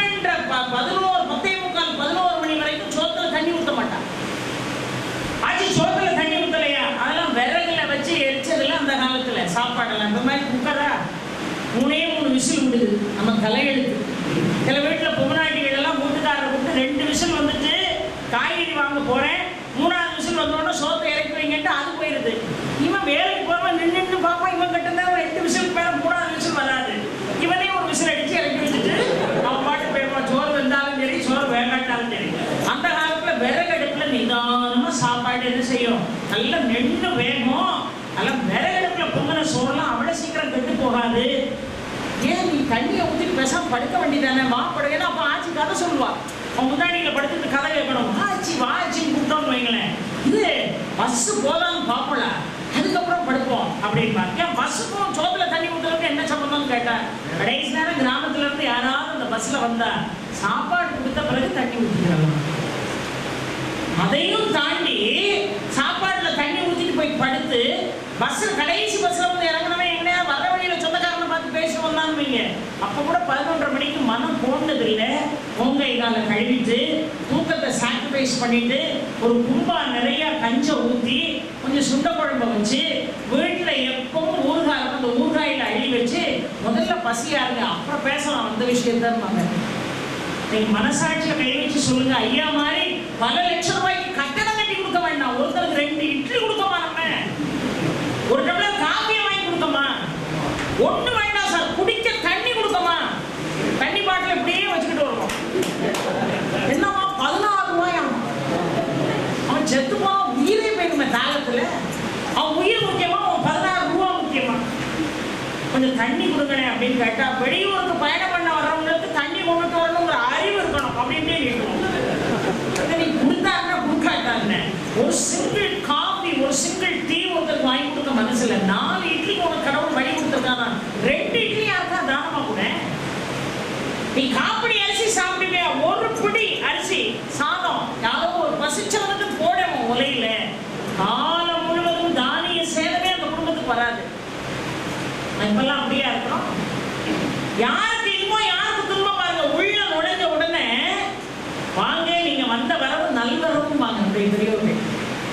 இப்பெல்லாம் இவன் ஏன் வந்தான் அப்படிங்கிற நிலைமையில இருக்கு. அதுவும் இந்த செல்போன் வந்ததுக்கு ரொம்ப அநியாயம். ஹலோ சுப்பிரமணி எங்க இருக்கீங்க அப்படின்னு உடனே, ஏன் என்ன விஷயம், தூத்துக்குடி வரைக்கும் வந்திருக்கேன், உங்களை பார்க்காம போறதா, அதனாலதான் நான் வந்திருக்கேன், உங்களை பார்த்துட்டு போயிடுறேன். நான் திருச்சியில இருக்கேன், நான் திருச்சிக்குள்ள வந்துட்டேன், தூத்துக்குடியில இல்லையே. சும்மா கனவுடாதீங்க, நீங்க திருச்சி வந்துட்டீங்கன்னு சொல்ற சத்தம் எனக்கு கேட்கு. நான் உங்க வீட்டு வாசல்ல தான் நிற்கேன். எப்படியெல்லாம் இன்னைக்கு இருக்கு பாருங்க. எப்படி ஒருத்தன் வர்றத மகிழ்ச்சியா நினைச்சோம். ஒரு காலத்துல வீட்டுக்கு 4 பேர் வர்றது மகிழ்ச்சி. அக்கா அன்னைக்கு நான் மதுரை போனேன்னு சொன்னது இதே மாதிரி தான் சொல்லியிருக்கோம் நீங்க நினைக்கிறாரு. ஏன்னா பிரின்சிபல் வந்து ரொம்ப மரியாதைக்குரியவர்கள். அவங்க சொன்னாங்க, நேரம் அம்மாவை போய் வீட்டில் போய் பார்த்து இன்விடேஷனை கொடுங்க. நான் சொன்னேன், இல்லைன்னாச்சு நீங்கள் வாட்ஸ்அப்பில் போட்டால் கூட போகிறோம். அவங்களும் போட்டு விட்டுருந்தாங்க. அதெல்லாம் முடியாது, நேரில் போய் தான் அம்மாட்ட கொடுத்துட்டு வரணும்னாங்க. நான் சத்தியமாகவே அன்னைக்கு போய் சொல்லலை, மதுரையில் தான் இருந்தேன். விநாயகர் சதுர்த்தி ஜாமான் வாங்குறதுனா மதுரையில் இருந்தேன். வேண்டாம் நினச்சி வர வேண்டாம், நான் மதுரையில் இருக்கேன்னு சொன்னது உங்க அந்த கதையை இந்த கதையோடு கொடுத்து பார்த்து அம்மா இதே வேலையை தான் செஞ்சிருப்பாங்க கூட நினச்சிருந்தேன். நான் வாசலில் தான் நிற்கேன், நீ திருச்சியில் ஒன்றும் இல்லை, தூத்துக்குடியில் தான் இருக்கேன், கதவை திறந்துட்டு வெளியே வாங்குமா. இப்போ இவன் வீட்டுக்கு வர்றது இவனுக்கு இன்பம், ஆனால் அவனுக்கு துன்பம்.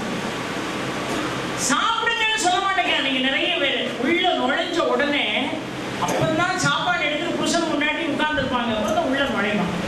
நீங்க நான் வந்த நேரம் நல்ல நேரம், இந்த சாப்பாடு நேரம் வந்து அதான் சொல்லுவோம். உடனே இவன், ஆமா உனக்கு நல்ல நேரம், எங்களுக்கு வீணா போற நேரம் விற்கிற விலைவாசியில அப்படின்னு 2 பேரும் உட்கார்ந்த உடனே, உங்க அண்ணன் சாப்பிட்றாரான்னு கேளுங்க. அந்த வேலை பாருங்க. இந்த வீட்டுல எவனா கை நினைப்பானா, உடனே அவன் சொன்னா, இன்னைக்கு 190 பேருக்கு சுகர் இருக்கு, எங்க அண்ணனுக்கு 10 வருஷமா சுகர் இருக்கு, உங்க வீட்டுல 1:30 மணிக்கு போடுற சாப்பாடை எதிர்பார்த்தா எங்க அண்ணன் வந்திருப்பாரு, வர்ற வழியே சாப்பிட்டுப்பாரு.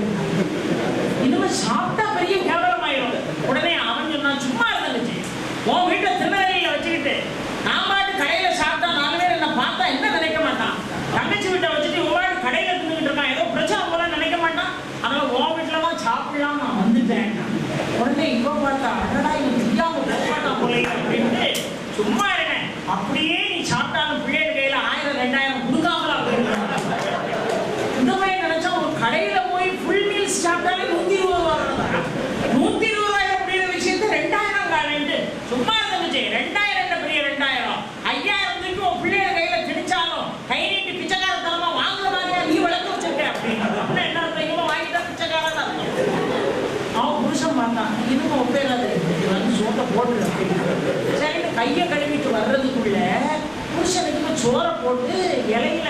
சாம்பாரை ஊத்துனா அது ஓடுது பேட்டை பஸ் ஸ்டாண்ட் வரைக்கும் ஓடிச்சு. இப்போ பாருங்க குழம்பாடி வச்சிருக்க குழம்பு. நம்மளாம் அந்த காலத்துல குழம்பு வைப்பாங்க, 7 வீட்டுக்கு மணக்கும். குழம்பு வச்சிருக்கானா லட்சணமா அப்படின்னு போதும் போதும் நல்லா குழம்பு வைப்பாங்க. உங்க அம்மா ஏய்க்கு கட்டினீரு உங்க வீட்டிலே இருந்திருக்க வேண்டியதானே அப்படின்னா, குழம்பு நாளையில இருந்து கொஞ்சம் கட்டியா வைக்கணும்னு சொன்னா முடிஞ்சு போச்சு. பேச்சை என்ன வளர்த்துக்கிட்டு இருக்கேன்னு குழம்பு கரண்டி எடுத்து கொண்டாடி நெத்தியில டங்குன்னு ஒன்று போட்டான். போட்டோடனே இவன் எம்மா ஐயான்னு கூப்பாடு போட்டான். வந்தவன் எப்படி ஓடியே போயிட்டான். ஓடினா அந்த வீட்டில் நம்ம கை நினைக்க முடியாது. உடனே போன உடனே வந்து நெத்தியை தடவிட்டு நான் எப்படி ஒன்று அடிக்கிற மாதிரி அடித்தேன் நான் புருஷன். இப்போ பதில் நான் எப்படி அழுகிற மாதிரி அழுதேன் அப்படின்னா, போன போய் ஜன்னல் வழியாக எட்டி பார்த்து நான் எப்படி போகிற மாதிரி போய் வர மாதிரி வந்துட்டேன். இப்போ சோறு கொடுக்கறது அவருக்கு துன்பம். சோத்தை போட்டா இவருக்கு ஒன்றும் இல்லை. தீபாவளி வரப்போகுது, என்னன்னாச்சு தீபாவளி வரப்போகுது, ஜவுளி கடையில் போய் ஜவுளி எடுக்க போகிறோம், நமக்கு இன்பம். ஆனால் அந்த ஜவுளி எடுத்து எடுத்து போடணும் பாருங்க, அவனுக்கு துன்பம். அவ்வளோ ஜவுளி எடுத்து போடணும், அவ்வளோத்தையும் மடிக்கணும். வீட்டுக்கு 12,500 நம்ம பாட்டுக்கு ஒரு சேரை போட்டுட்டு கம்பீரமா அந்த ப்ளூவில் ரெட் கலர் பார்டர் எடுத்து போடுங்க. அதில் அவன் 20 சேலை எடுத்து போட்டிருப்பான். கையில் மொத்தமே 5,000 ரூபா தான் வச்சிருப்பான். அவன் 50,000 ரூபா சரக்கு எடுத்து போட்ட பிறகு கூட நமக்கு அதில் திருப்தி வர மாட்டேங்குது. சேலையை பார்த்துக்கிட்டே இருக்கிற நமக்கு இன்பம், அதை எடுத்து போடுறவனுக்கு மிகப்பெரிய ஒரு துன்பம். இப்படி இன்பம் துன்பம் மாறி இருக்கு உலகத்தில். சிலது துன்பமாகவே இருக்கும் பாருங்க. இப்போ ஒரே ஒரு உதாரணம் சொல்லி நான் சொற்பொழிவு முடிக்கிறேன். துன்பமாகவே இருக்கும் சிலது. எப்படின்னா ஒரு கல்யாண வீட்டில் போய் பார்த்தான். கல்யாண வீட்டுக்கு போறவனுக்கு ஒரு இங்கீதம் இருக்கணும். ஏதோ ஒரு மொய்க்கவரை கொடுத்தம்மா பேருக்கு சாப்பிட்டோமா வரணும். அதை விட்டுட்டு சில பேர் 10 பந்தினா 10 பந்திலையும் சாப்பிட்றாங்க. ஒரு 2 பையன் சேர்ந்து 10 பந்திலையும் சாப்பிட்டான். அப்புறம் 2 உளுந்த வடை, 2 பந்திக்கு ஒரு உளுந்த வடை, 2 உளுந்த வடை, 2 டம்ளர் பாயாசம் சாப்பிட்டு 2 பையன் வெளியே வந்தான். 2 பையனுக்கும் தள்ளாடு. அப்புறம் இப்படி தின்னா தள்ளாடாம என்ன செய்யும்? நேராக வெளியே வந்த உடனே ஒருத்தன் சொன்னா என் காலில் செருப்பிடக்கான்னு பாரு. உடனே ஏன் நீ பார்க்க முடியாதான்னா, குனிஞ்சு பார்க்க முடிஞ்சா பாத்திர மாட்டேன். ஏன்னா வயிறு உள்ள வருஷம் வந்தாச்சு, 10 பந்தி சாப்பாடு. குறைய முடிஞ்சா பாத்திர மாட்டேன். உடனே எட்டி பார்த்தா கிடக்குது. நடந்து போயிட்டே இருக்கான். இன்னொரு பையன் வாமிட்டு வர்ற மாதிரி இருந்தாங்க. இப்படி சாப்பிட்டா 2 விளக்கடையை உள்ள விட்டு பேசாம வாமிட் பண்ணிடு அப்படின்னா, அதுக்கு அந்த பையன் பதில பாருங்க. அதுக்கு இடம் இருந்தால் 2 உளுந்த வடையை பிச்சு போட்டுக்க மாட்டேன். இப்படி சாப்பிட்ற பையன்லாம் நாட்டில் இருக்கான். துன்பங்கிற விஷயத்த பாருங்க. கல்யாண வீட்டில் ஒருத்தன் உட்காந்துருக்கான், பக்கத்தில் ஒருத்தன் உட்காந்து சாப்பிடும். இவன் சாப்பாடு எடுத்து சாப்பிட்டுக்கிட்டே இருக்கான். சாப்பிடும் போது சில பேருக்கு பொது இடத்துல கொஞ்சம் இங்கீதம் தெரியாது. நம்ம வீட்டில் எப்படி வேணாலும் சாப்பிடலாம், ஆனால் பொது இடத்துல சில இங்கீதங்கள் இருக்கு இல்லையா? சத்தம் வராமல் சாப்பிடணும். வீட்டில் அந்த காலத்தில் சத்தம் வந்தாலே அடிபடும். என்ன காப்பி குடிக்கும் போது சப்பு சப்புன்னு காப்பி குடிக்கன்னு அடிபடும். சாப்பிட்டுக்கிட்டு இருக்கும்போது பேசுனா அடிபடும் அந்த காலத்துல. இப்பெல்லாம் சாப்பிட்டுக்கிட்டே பேசுறது ஒரு பெரிய ஃபேஷனா போயிடுது நம்மகிட்டலாம். சாப்பிடும் போது உணவு குழாய்க்குள்ள போற உணவு மூச்சுக்குழலுக்குள்ள போயிட்டுனா தான் குழப்பேறும். அந்த சயின்ஸ் நிறைய பேர் புரியாம யாரோ என்ன நினைக்காம எந்த பையன் நினைக்க போறான், யாரோ என்ன நினைக்கான் அப்படின்னு இவன் கல்யாண வீட்டுல சாப்பிட்றவன். சில பேர் ரசத்தை பார்த்தீங்கன்னா குடிக்கும் போது கையில வாங்குவாங்க. கையில வாங்குங்க, 10 தடவை கூட வாங்கி குடிங்க. அதுதான் கல்யாண வீடு. ஆனா சத்தம் இல்லாம குடிக்கணும். அவன் கையில ஊத்துனா பாருங்க, சத்தத்தோட குடிச்சுட்டு அப்படியே சூட்ல கையை உதறினான். இந்த பக்கத்துல உள்ளவன் இலை மேல தெரிச்சுட்டு அவன் காசிக்கு புறப்பட்டு இருக்கான். இலை தெரிச்சவனும் அவன் கொஞ்சமாவது அறிவு இருக்காங்க. நான் இன்னைக்கு சாயங்காலம் காசிக்கு பயணம் போறேன், எவ்வளவு சுத்தபத்தமா போகணும். உன் கல்யாணம் விட்டு கூப்பிட்டான்னு நான் வந்தேன். இந்த மாதிரி ரசத்தை உறிஞ்சி இலையில தெரிச்சிட்டியே, ஐயோ ஐயோ பெரிய அவச்சாரம் இலையை மூடிட்டான். இலையை மூடிட்டு நேரா போய் வீட்டுல பொஞ்சாதிக்கிட்ட புலம்புனான். ஒரு பையன் அப்படி கையை உதறிட்டான். அவன் கையில உள்ள ரசம் என் இலையில போட்டுட்டு நான் எப்படி காசிக்கு போறது அப்படின்னா, அவன் சொன்னா நதிமூல ரிஷிமூலம் தான் பார்க்க வேண்டாயா, சுவாமி மேல பாரத்தை போட்டு நீ கிளம்பு அப்படின்னா. சரி ரொம்ப சுத்தபத்தமா புறப்பட்டு வந்தான். அந்த காலத்துல காசிக்கு நடந்தே தான் போவாங்க. இந்த காசிக்கு வர்றவங்களுக்கு நாமெல்லாம் சில கைங்கரியங்கள் பண்ணுவோம். ஒரு காஃபி கொடுப்போம், ஒரு தண்ணி கொடுப்போம், ஒரு வேளை சாப்பாடு கொடுப்போம். அதெல்லாம் அந்த காலத்துல செய்வாங்க. அந்த தர்மங்கள் எல்லாம் நம்ம மறந்துட்டோம் வைங்களேன். இப்போ முதல்ல இருட்டின உடனே ஒரு வீட்டில் வந்து தங்கணும். என் வீட்டில் வந்து தங்கின உடனே இலையில அந்த அம்மா இவளுக்கு சாப்பாடு பண்ணாங்க. நல்லா சாம்பார் அவியல் பொரியல்லாம் நல்லா சாப்பிட்டான். சாப்பிட்டுட்டு இலையை இவன் எடுக்க போனான். எப்பவுமே வீட்டில் சாப்பிட்டவங்க இலையை நம்ம தான் எடுக்கணும், இன்னொருத்தர் எடுக்கக்கூடாது, வந்தவங்க எடுக்கக்கூடாது. இப்போ இலையை எடுக்க போனான். வச்சுருங்க இலை நான் தான் எடுப்பேன் அப்படின்னா. சரி ஏதோ புண்ணியத்தை தேடுறதுக்கு இலையை எடுக்க போலன்னு அவன் பார்த்துட்டே இருக்கான். அந்த அம்மா இலையை எடுத்து கொண்டு போய் எச்செல்லாம் குப்பை தொட்டியில போட்டுட்டு பைப்பை திறந்து விட்டு இலைய கழுவிச்சு. எதுக்கு இலைய கழுவுறீங்கன்னு கேட்டான். இலைக்கு ரொம்ப டிமாண்டு, இது நீங்க 11வது ஆள் இந்த இலையில சாப்பிடுறது அப்படின்னு.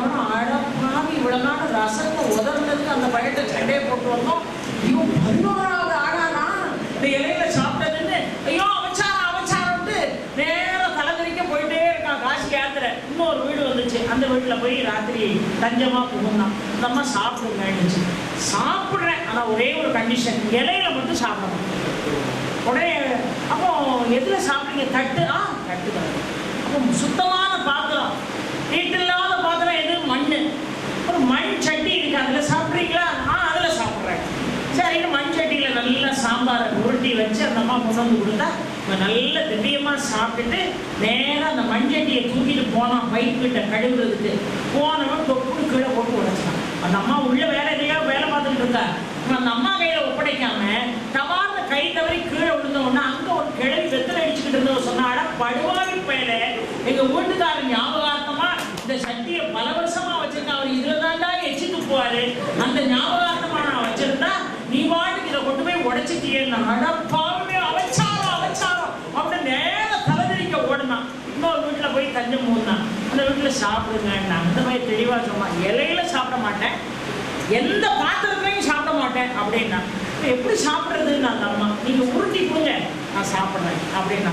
அந்த அம்மா சாப்பாட்டை உருட்டி குழந்தை கணக்காக கொடுத்தா, வாங்கி சாப்பிட்ட உடனே சரி கொஞ்ச நேரம் திண்ணையில ஓய்வெடுங்க, நான் உள்ள போய் பாத்திரம் எல்லாம் ஒழிச்சிட்டு வரேன்னு அந்த அம்மா உள்ள போயிட்டான். சும்மா தானே படுத்து கிடக்கணும். அந்த காலத்துல ஒரு பெரிய விளக்கு வைக்கிறதுக்கு நம்ம ஒரு மாடம் வச்சிருப்போம் தெரியுமா, நம்ம வீடுகள் எல்லாம். அந்த மாடத்துக்கு கீழே ஒரு கொட்டைப்பாக்கு. இவன் அந்த பாக்கை பார்த்தான், சாப்பிட்ட போய் அந்த பாக்கை எடுத்து வாயில போட்டு கடுன்னு கடிச்சு பார்த்தா கொஞ்சம் உடஞ்சிட்டு.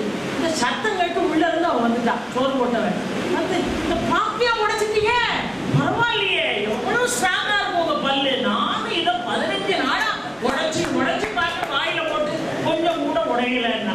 இப்ப இவன் சந்திக்கிற இடம் பூரா இவனுக்கு துன்பம். வாழ்க்கையில எனக்கு இன்பமான விஷயம் உங்களுக்கு துன்பம், உங்களுக்கு துன்பமான விஷயம் எனக்கு இன்பம். சில பேருக்கு கடந்து வரக்கூடிய பாதைகள் எல்லாம் அவர்களுடைய மனநிலைக்கு ஏற்றவாறு துன்பம். ஆனா கொடுக்கும் போதும் இன்பம், வாங்குறவனுக்கும் இன்பம்ங்கிறது கொடையில மட்டும்தான். கொடையில மட்டும்தான். கொடுக்கும் போது இன்பமா இருக்கும், வாங்கும் போது இன்பமா இருக்கும். அது எப்படி அப்படின்னு நீங்க டெஸ்ட் பண்ண நினைச்சீங்கன்னா, யாராவது ஒருத்தர் ஒரு 10,000 ரூபாய் எடுத்து கொண்டு வந்து என்கிட்ட கொடுங்களேன், நான் எவ்வளவு இன்பமா அதை வாங்குறேன்னு பாருங்க. ஆனா அதுல ஒரே ஒரு விஷயம் என்னன்னா, கொடுக்கும் போது உங்களுக்கு இன்பம் இருக்கும். ஏதோ கொடுக்கணும் சபையிலங்கிறதுக்காக இல்லை, கொடுப்பவனும் மனம் வந்து கொடுக்கணும். அப்பதான் வாங்குறவனும் மகிழ்ச்சியாக அதை வாங்குவான். ஆக 1000 என்ன லட்சாதிபதிகள் எல்லாம் இந்த உலகத்தில் இருக்கிறார்கள். ஆனாலும் தான் படித்த கல்லூரிய மனசுல நினைச்சு இந்த கல்லூரிக்கு ஒரு கான்ஃபரன்ஸ் ஹால் கட்டணும், அதுவும் தான் பேர்ல கட்டணும்னு அவர் நினைக்கல. அதுதான் அதுல இருக்கக்கூடிய விஷயமே. தன் பேரை அதில் சேர்க்காமல் தனக்கு படித்து கொடுத்த, தான் கீழே விழுகின்ற நேரத்தில் எல்லாம் தோள் கொடுத்து உயர்த்திய ஆசிரியர்களை எல்லாம் முன்னிறுத்தி இந்த கான்ஃபரன்ஸ் ஹால் கட்டியிருக்காங்கன்னு சொன்னாங்க. அண்ணாச்சி கார்ல வரும்போது சொன்னாங்க, அவருடைய வாழ்க்கை மற்றவர்களுக்கெல்லாம் ஒரு பாடம் என்று சொன்னார்கள். காசு வச்சிருக்கிறவங்க பள்ளிக்கூடமா, தான் படிச்ச பள்ளிக்கூடமாக இருந்தாலும் சரி, ஏழை குழந்தைகளாக இருந்தாலும் சரி, கல்யாணத்துக்கு காத்திருக்கக்கூடிய பெண்களாக இருந்தாலும் சரி, நீங்கள் தானம் என்கின்ற பெயரில் எதை கொடுத்தாலும் அது பல தலைமுறைகள் உங்கள் குடும்பத்தை காப்பாற்றும் என்பதிலே எந்த விதமான சந்தேகமும் இல்லை. ஒரு 2 மணிக்குடி எடுத்து ஒரு விஷயம் சொல்றேன், மிக மிக பவர்ஃபுல்லான ஒரு விஷயம் சொல்றேன். ஒரு ஏழை தாயே, அவளுக்கு ஒரு குழந்தை, ஆண் மகன், சாப்பாட்டுக்கே வழி கிடையாது. யாசனை எடுத்துதான் என்ன செய்வான், சாப்பிடுவான். அம்மாவுக்கும் கொடுத்துட்டு அவனும் சாப்பிடுவான். குழந்தை ஒரு 8 வயசு கூட அவனுக்கு இல்லாம எங்க போய் உழைக்க முடியும், யோசித்து பாருங்க. யாசனை வாங்கிட்டு வருவான். அவன் அம்மாவுக்கு கொடுக்கறதுக்குள்ள அவனுக்கு சாப்பிடணும் போல இருக்கும். ஆனா அவன் இல்ல, அம்மா சாப்பிட்ட பிறகுதான் நம்ம சாப்பிடணும் அப்படின்னு கொண்டு போய் அவன் கையில கொடுத்துட்டு, நீ சாப்பிட்டியாப்பா, உன்னை விட்டுட்டு என்னைக்குமா சாப்பிட்டுருக்கேன், நீ சாப்பிட்டு எனக்கும் ஊட்டுன்னு சொல்லுவான். அப்ப இருடா, நம்ம 2 பேரும் சாப்பிட்றதுக்கு முன்னாடி ஒரு வேலை இருக்கு அப்படின்னு எடுத்துட்டு வந்த யாசகத்துல ஒரு உருண்டையை உருட்டி யாருக்கா ஒரு அதிதி கொடுப்பான்.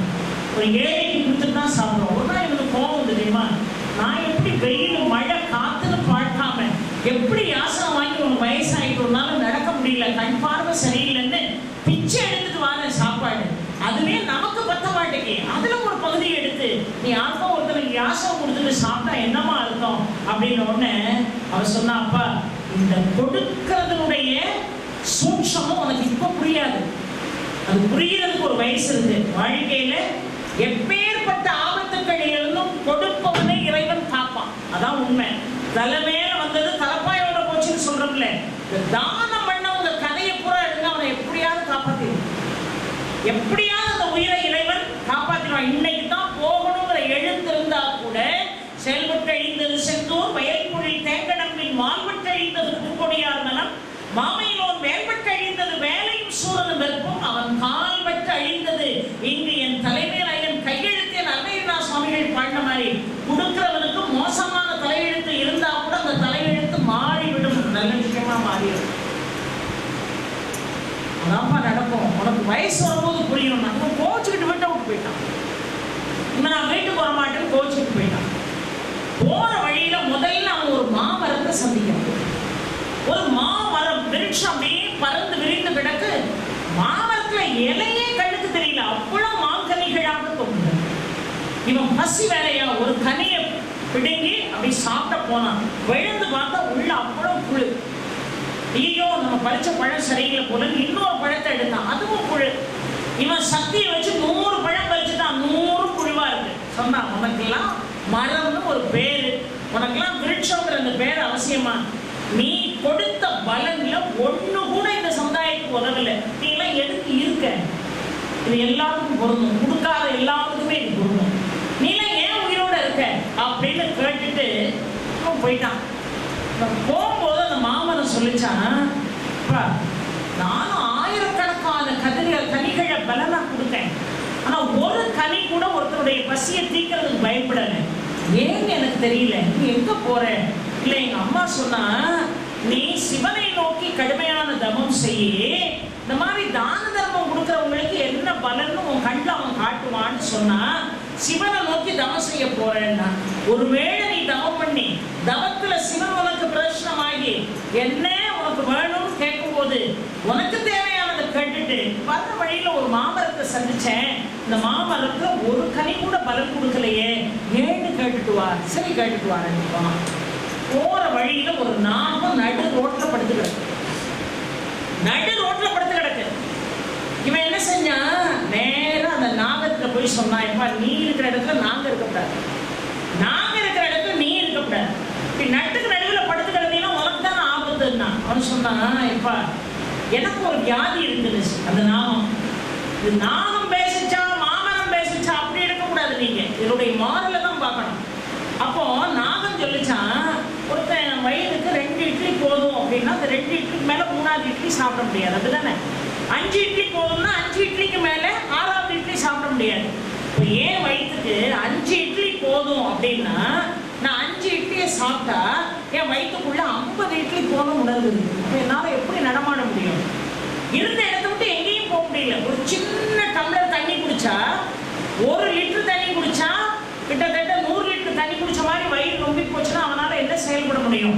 அதை போல ஒரு நோய் எனக்கு இருக்கு, வீதியை விட்டு என்னால நகர்ந்து போக முடியல, ஏன்னு சிவபெருமான்கிட்ட கேட்டுட்டு வாங்க.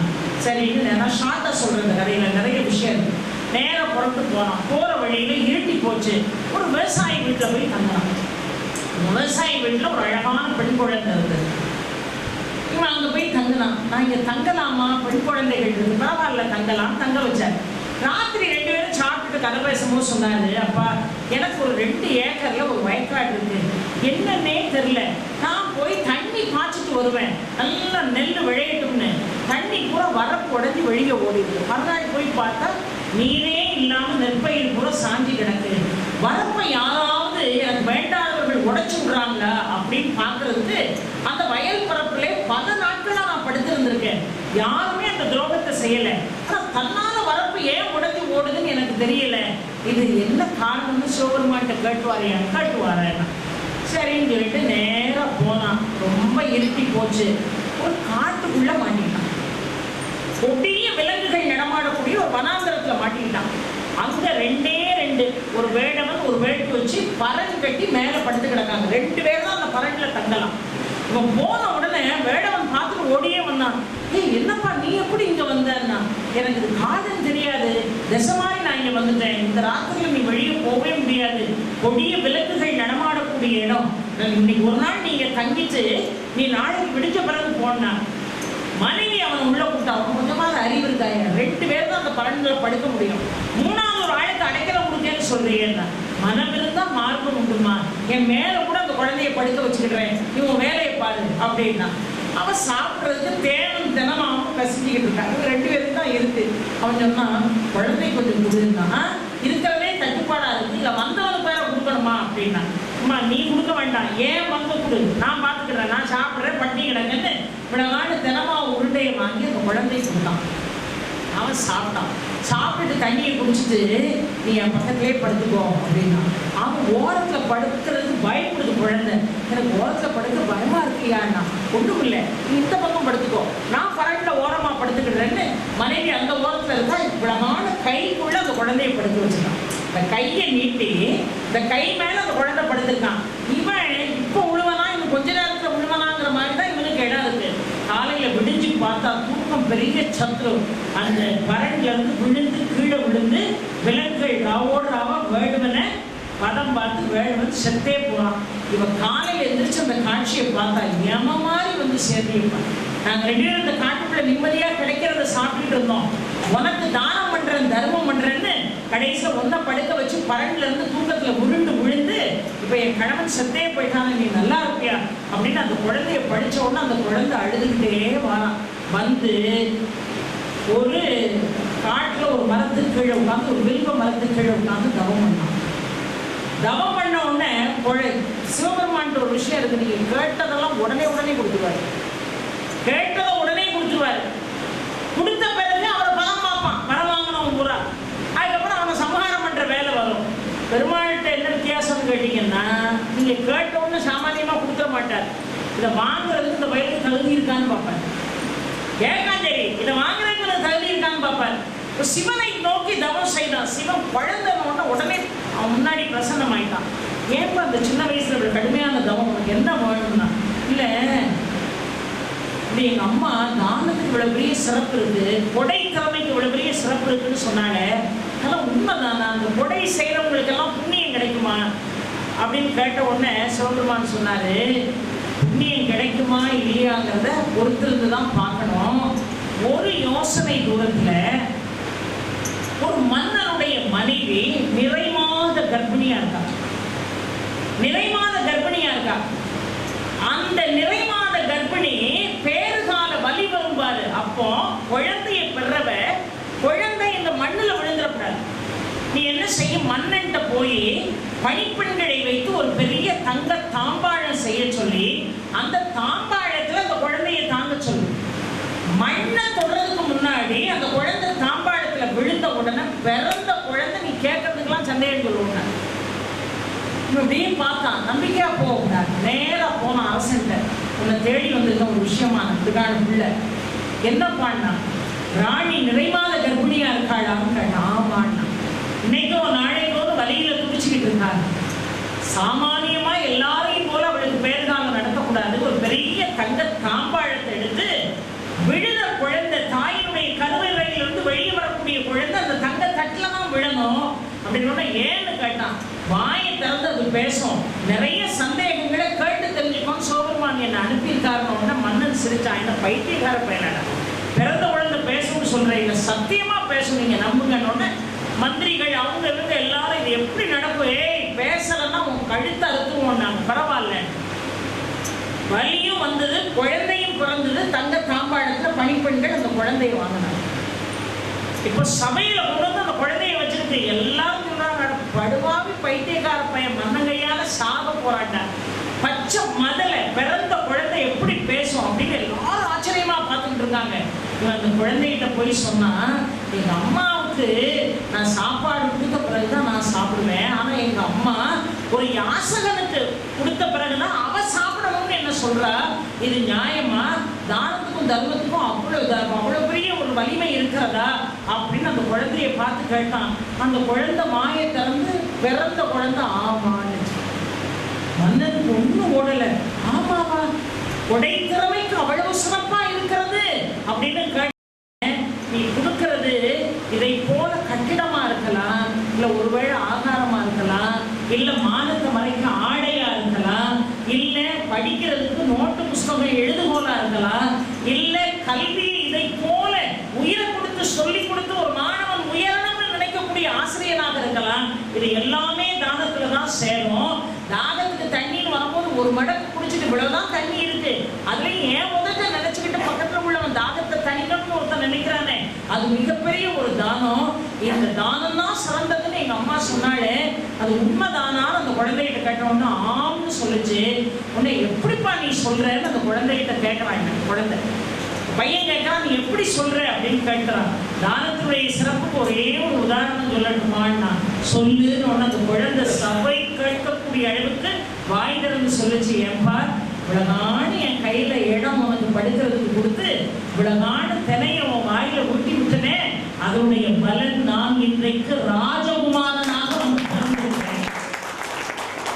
ராஜகுமாரனா இங்க வந்து பிறந்திருக்கா. செத்து போன வேடம் தான் இப்ப மன்னனுடைய மகன். இப்போ ஒவ்வொரு சந்தேகமா கேட்டான். முதல்ல ஒரு மாமரத்தை சந்திச்சேன், அவ்வளவு கலிங்கம் குழுவா இருக்கு, ஏன் பலன் ஒண்ணு கூட இல்லை சரியான்னு கேட்ட உடனே அந்த மாமரத்துக்கு கீழே ஒரு புதையல் இருக்கு.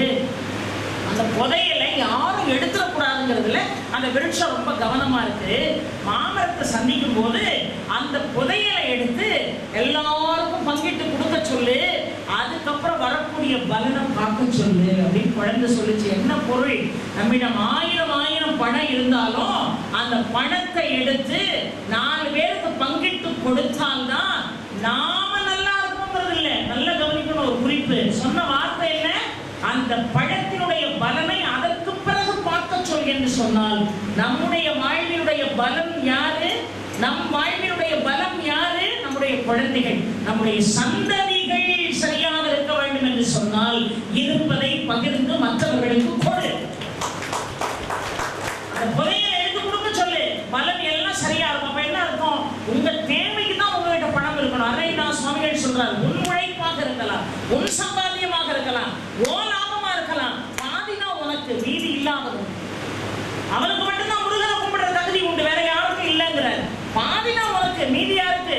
மற்றவர்களுக்கு என்று சொல்கிறார். அதை சொல்லுது. இந்த பலன் சிறப்பாக இருக்கணும்னா முதல்ல அவன் கிட்ட வச்சு பாதுகாத்துக்கிட்டு இருக்க புதையலை எடுத்து வெளியே கொடுக்க சொல்லு. சரி, பாப்பு எதுக்காக நகர முடியாம படுத்து கிடக்கு, ஒரு டம்ளர் தண்ணி குடிச்சா 100 லிட்டர் குடிச்ச மாதிரி ஏன் இருக்குதுன்னு கேட்டான் அந்த குழந்தைகிட்ட. அது பல நாட்களாக வாயில ஒரு ரத்தன கல்ல வச்சிருக்கு, அதை காரி துப்ப சொல்லு. அது அதுக்கு பயன்படாது, இல்லாம அதை எடுத்துட்டு போய் பயன்படட்டும்.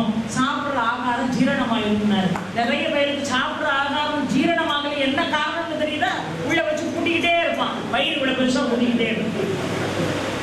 இருக்கிறத பகிர்ந்து மற்றவங்களுக்கு கொடுத்து வாழணும். அதனாலதான் அழகாக அன்னைக்கு சுவாமிகள் சொல்றாரு, நீ உழைக்கிறதுல எப்படி சாமி கொடுக்க முடியும்? எனக்கே வருமானம் 1000 ரூபா தானே வந்திருக்கு, பரவாயில்லப்பா, உன்னை 999 ரூபா கொடுக்க சொல்லல, ஒரு 5 ரூபா கொடு, ஒரு 10 ரூபா கொடு, ஒரு 50 ரூபாய்க்குள்ள கூட தான தர்மம் செய்ய முடியலன்னா நம்ம மனுஷனா வாழ்ந்து என்ன புண்ணியம் இருக்கு? சரி, அந்த விவசாயி கேட்டு சொன்னாங்க, ஏன் வரப்பு உடஞ்சி ஓடுதுன்னு. அதை கேட்ட உடனே அந்த குழந்தை சொன்னா, வயசு வந்த உடனே வாலிப பிள்ளைகளை தகுந்த முறையில கன்னிகாதானம் செஞ்சு கொடுப்பாங்க. காலம் கடந்து போனால் விவசாயம் அழிந்து. நான் சொல்லல, சோபராணம் சொல்லுது. காலம் கடந்து போனால் விவசாயம் அழிந்து போகும். என்ன பொருள்? வீட்டுல கன்னி பெண்கள், வயது முதிர்ந்த பெண்கள் திருமணமாகாமல் இருப்பார்களே ஆனால் இந்த தேசத்தில் விளைச்சல் குறைஞ்சு போகும்னு சொல்றாரு. அப்போ விவசாயம் செழிப்பா இருக்கணும்னா காலகாலமா பிள்ளைகளை கல்யாணம் பண்ணி கொடு. இந்த காலத்துல நான் எம்ஏ படிக்க போறேன், சரி எம்எஸ்சி படிக்க போறேன், டாக்டரேட் பண்ண போறேன், படிச்சுக்கிட்டே இருக்கவே தவிர மாப்பிள்ளை பார்த்தா கல்யாணம் பண்றது இல்லை. அது அந்த அந்த பெண்ணுக்கு மட்டும் பிரச்சனை இல்லை, இந்த சந்ததிக்கே பிரச்சனை.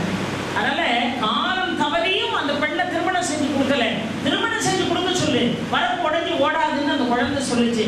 சொன்ன உடனே நேரம் புறத்து வந்தான், திருமணம் செஞ்சு கொடுக்கணுமா, அப்படி கொடுத்தா வரப்பு உடையாம இருக்குமா? சிவபெருமான் சொன்ன தவத்தை செஞ்சு இந்த குழந்தை இப்படி சொல்லிச்சுன்னொன்னே, நீ தான் என் வருங்கால மாப்பிள்ளை உட்கார்ந்து பொண்ணை கல்யாணம் பண்ணி வச்சுட்டான். பொண்ணை கல்யாணம் பண்ணி வச்சாச்சு. சரி ரைட்டு, நேரா வந்து நாகத்துல சொல்லிச்சான், நவரத்தின கல்ல வாயில வச்சுக்கிட்டு கொடுக்க மாட்டேங்காமல, அதான் சாப்பிட்ற சாப்பாடு ஜீரணமாகல, கல்ல நீயே வச்சுக்கோன்னு கொடுத்துட்டு நேரம் மாமரத்துக்கு வந்தான். புதையில அடுத்தவனை எடுக்க விடாம தானும் அனுபவிக்காம இப்படி சீரழிஞ்சுக்கிட்டு இருக்கேன்னா, புதையல் இந்த இடத்துல தான் இருக்கு, எடுத்து எல்லாருக்கும் பகிர்ந்து கொடு, நீங்களும் எடுத்து போடலாம். இப்போ நேர தாய்கிட்ட வந்தான். அம்மா இந்த சம்பவங்கள் எல்லாம் நடந்ததுன்னா அவர் சொன்னான், பெத்த தாய்க்கு நீ யாசகம் எடுத்து சோறு கொடுத்த பாரு, உனக்கு கிடைச்ச புண்ணியம் என்ன?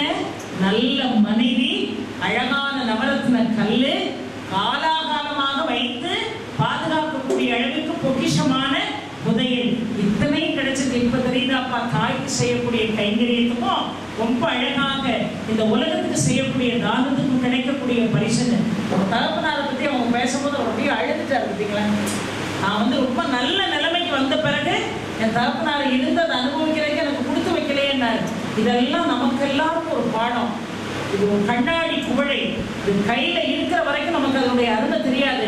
இதை கீழே போட்டு உடைச்ச பிறகுதான் ஐயோ இது திருப்பி வருமான்னு நீங்க எதிர்பார்த்தீங்கன்னா அது ஒரு நாள் வராது. ஆக ஒரு சின்ன ஒரு திணையை கொடுத்த காரணத்தினால் ராஜகுமாரனாக ஒருவன் பிறந்தான். தாய்க்கு யாசகம் வாங்கி கொடுத்த காரணத்தினால, சாப்பாடு கொடுத்த காரணத்தினால அவனுக்கு கிடைத்தது மிகப்பெரிய ஒரு பொக்கிஷம். நல்ல மனைவி, நல்ல நகை நட்டுகள், ஆபரணங்கள், பொண்ணு பொருள், எல்லாத்துக்கும் மேலாக சோபெருமானுடைய பிரசன்னம் கிடைக்கிறது என்று சொன்னால், இதை போல கொடைக்கு ஈடு இணை உலகத்தில் வேற எதுவும் இல்லை. எல்லாரும் காசு வச்சிருக்கான், எல்லாரும் கொடுக்கானா, நான் பணம் என்கிட்ட இருக்கு, ஆனா கொடுக்கறதுக்கு எது தடையா இருக்கு? என்கிட்ட ஈகை இல்லை, கொடுக்கணுங்கிற எண்ணம் இல்லை.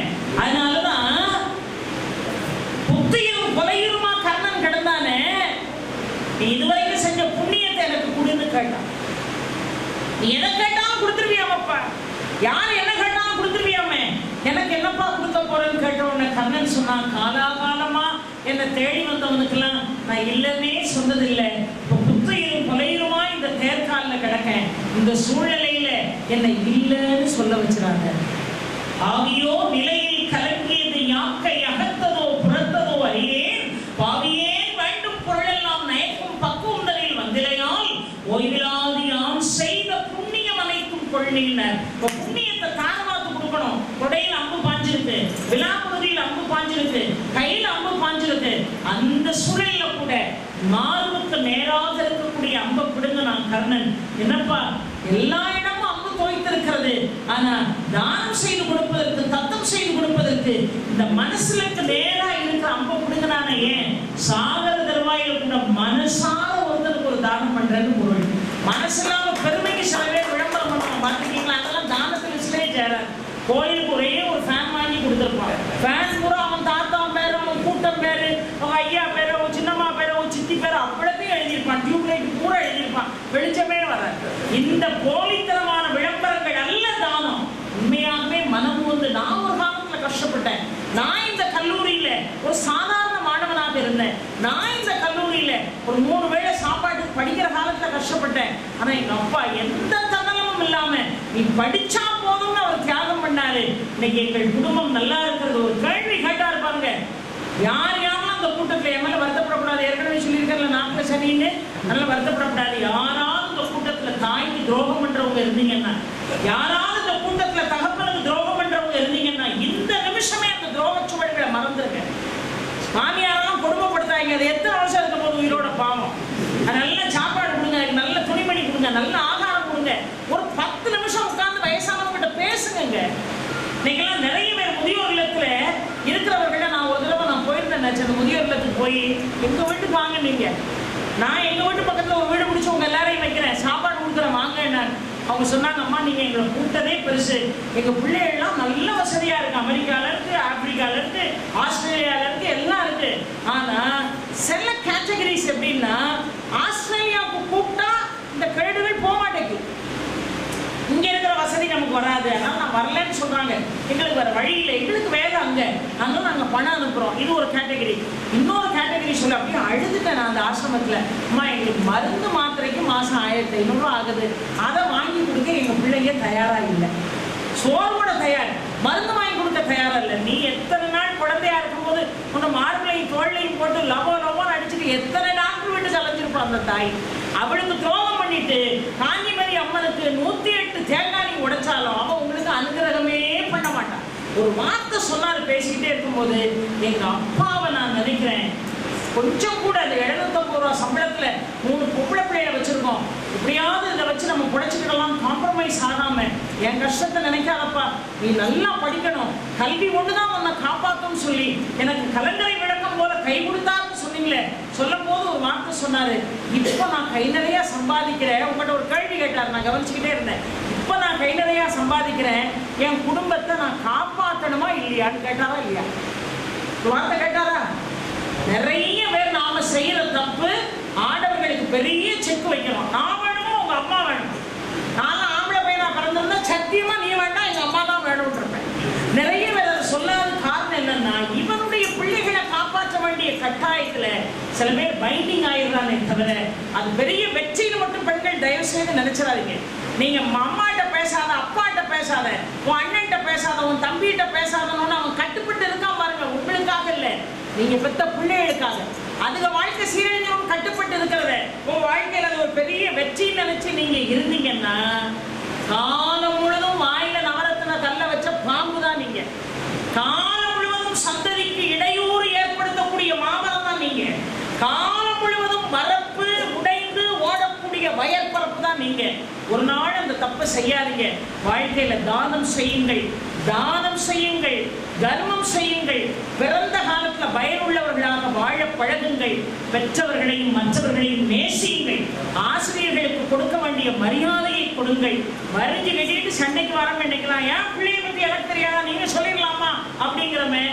ஆசிரியர்கள் மேல ஒரு குழந்தை கெட்டு போகணும்னு எந்த ஆசிரியராக நினைப்பாங்க. அவரெல்லாம் எப்படி அவர் சொல்ல இவர் பேரை சொல்ல அவர் அடைந்த பூரிப்பு இருக்கு பாருங்க. ஒரு தாயாக இருந்து 10 மாசம் வயிற்றுல ஒரு குழந்தைய வச்சிருந்து பெத்த உடனே அதை கையில வச்சுட்டு ஒரு தாய்க்கு எல்லா பாரமும் ஒழிஞ்சு போற மாதிரி அவர் பேச பேச அவருக்கு அப்படியே புல்லரிச்சு போனாரு. உண்மையாகவே இதை விட உங்களுக்கு வாழ்க்கையில என்ன சார் கொடுக்கணும் வேணும்? சொர்க்கத்தை நீங்க இனிமே பார்க்க வேண்டாம், நீங்க வாழ்ற இந்த வாழ்க்கை தான் உங்களுக்கு சொர்க்கம்.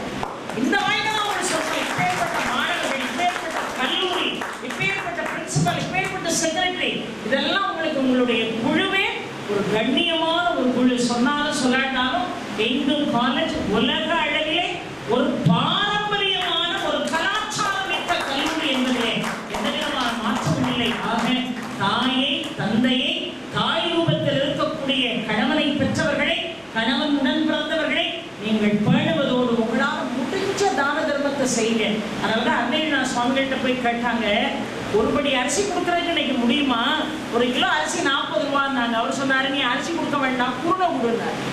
நீ அரிசி கொடுக்க வேண்டாம், அரிசியை புடைக்கல, அதில் விளவான குருணை சேருங்களா, அதை கொடு. ஆனால் கொடுக்கும் போது என்ன செய்யணும்னு சொன்னார் பாருங்க. அதனால தான் அந்த குடும்பம் செழிக்கிறது. கொடுக்கும் போது என்ன செய்யணும்னு சொன்னார் பாருங்க. இப்போ எங்கிட்ட இந்த தண்ணி பாட்டில நீங்க கேட்குறீங்க, கேளுங்க நம்பி, இந்த தண்ணி பாட்டில் கேளுங்க, வாங்க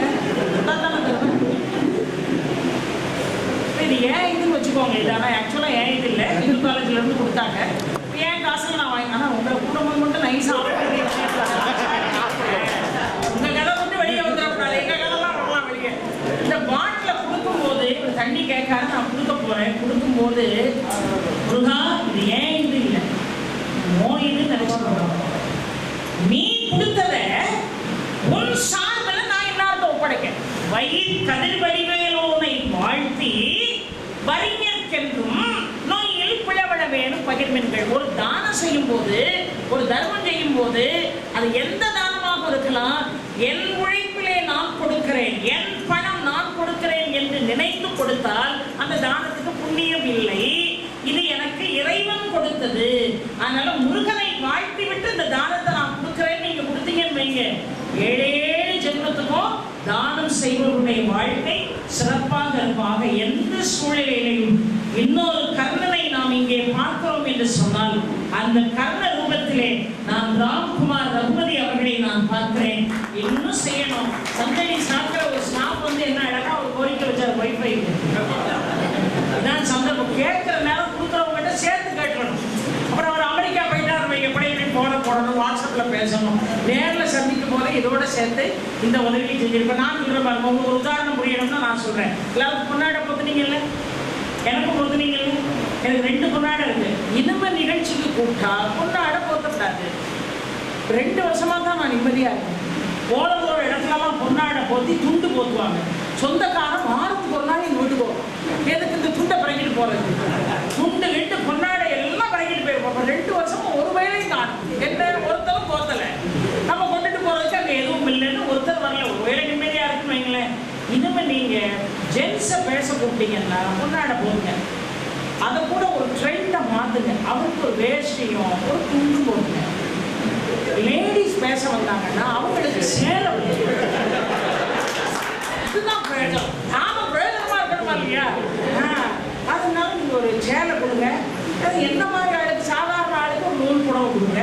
இந்த மாதிரி மேடையில பேசுற ஆளுக்கு ஒரு 5000 ஒரு பட்டு புடவை. பிரயோஜனப்படும். மேடையில வந்து கட்டிட்டு பேசலாம். ஆனா ஒரு சின்ன பின்புரிப்பு மட்டும் மறந்துடாதீங்க. எப்பவுமே வேஷ்டி ஒத்த ஆடை கொடுக்கக்கூடாது. துண்டோட தான் தானம் பண்ணணும். ஒத்த சேலை கொடுக்கக்கூடாது. சட்டையோட தான் தானம் பண்ணணும். அந்த சட்டை எடுக்கும் போது மறந்துடாதீங்க, என்ன பேச கூப்பிட்டீங்கன்னா ஒரு 1.5 மீட்டர் எடுத்து, அது வேற ஒரு 80 சென்டிமீட்டர் எடுத்து உங்க தானம் வீணா போயிடக்கூடாது. உங்க நன்மைக்காக தான் சொல்றேன். ஏன் நன்மைக்காக சொல்றேன்? உங்க தானம் சிறக்கணுங்கிறதுக்காக சொல்றேன். இன்னும் தானம் கொடுத்து சிறப்பா நம்ம வாழ்க்கையை செம்மப்படுத்தணும்னு நினைக்கிறவங்க ஒன்றும் பயப்பட வேண்டாம். கொஞ்சம் தள்ளி நின்னுங்க. அங்க ஒரு அம்மா ரெட்டை வடை செயின்ல இவ்வளவு பெரிய டாலர் வந்து இங்க இவ்வளவு பெரிய டாலர் போட்டு உட்கார்ந்துருக்காங்க. இவ்வளவு நேரம் உயிரை கொடுத்து பேசினாங்களே, அம்மாவுக்கு ஒரு தானம் கொடுக்கணும் நீங்க நினைக்கலாம்.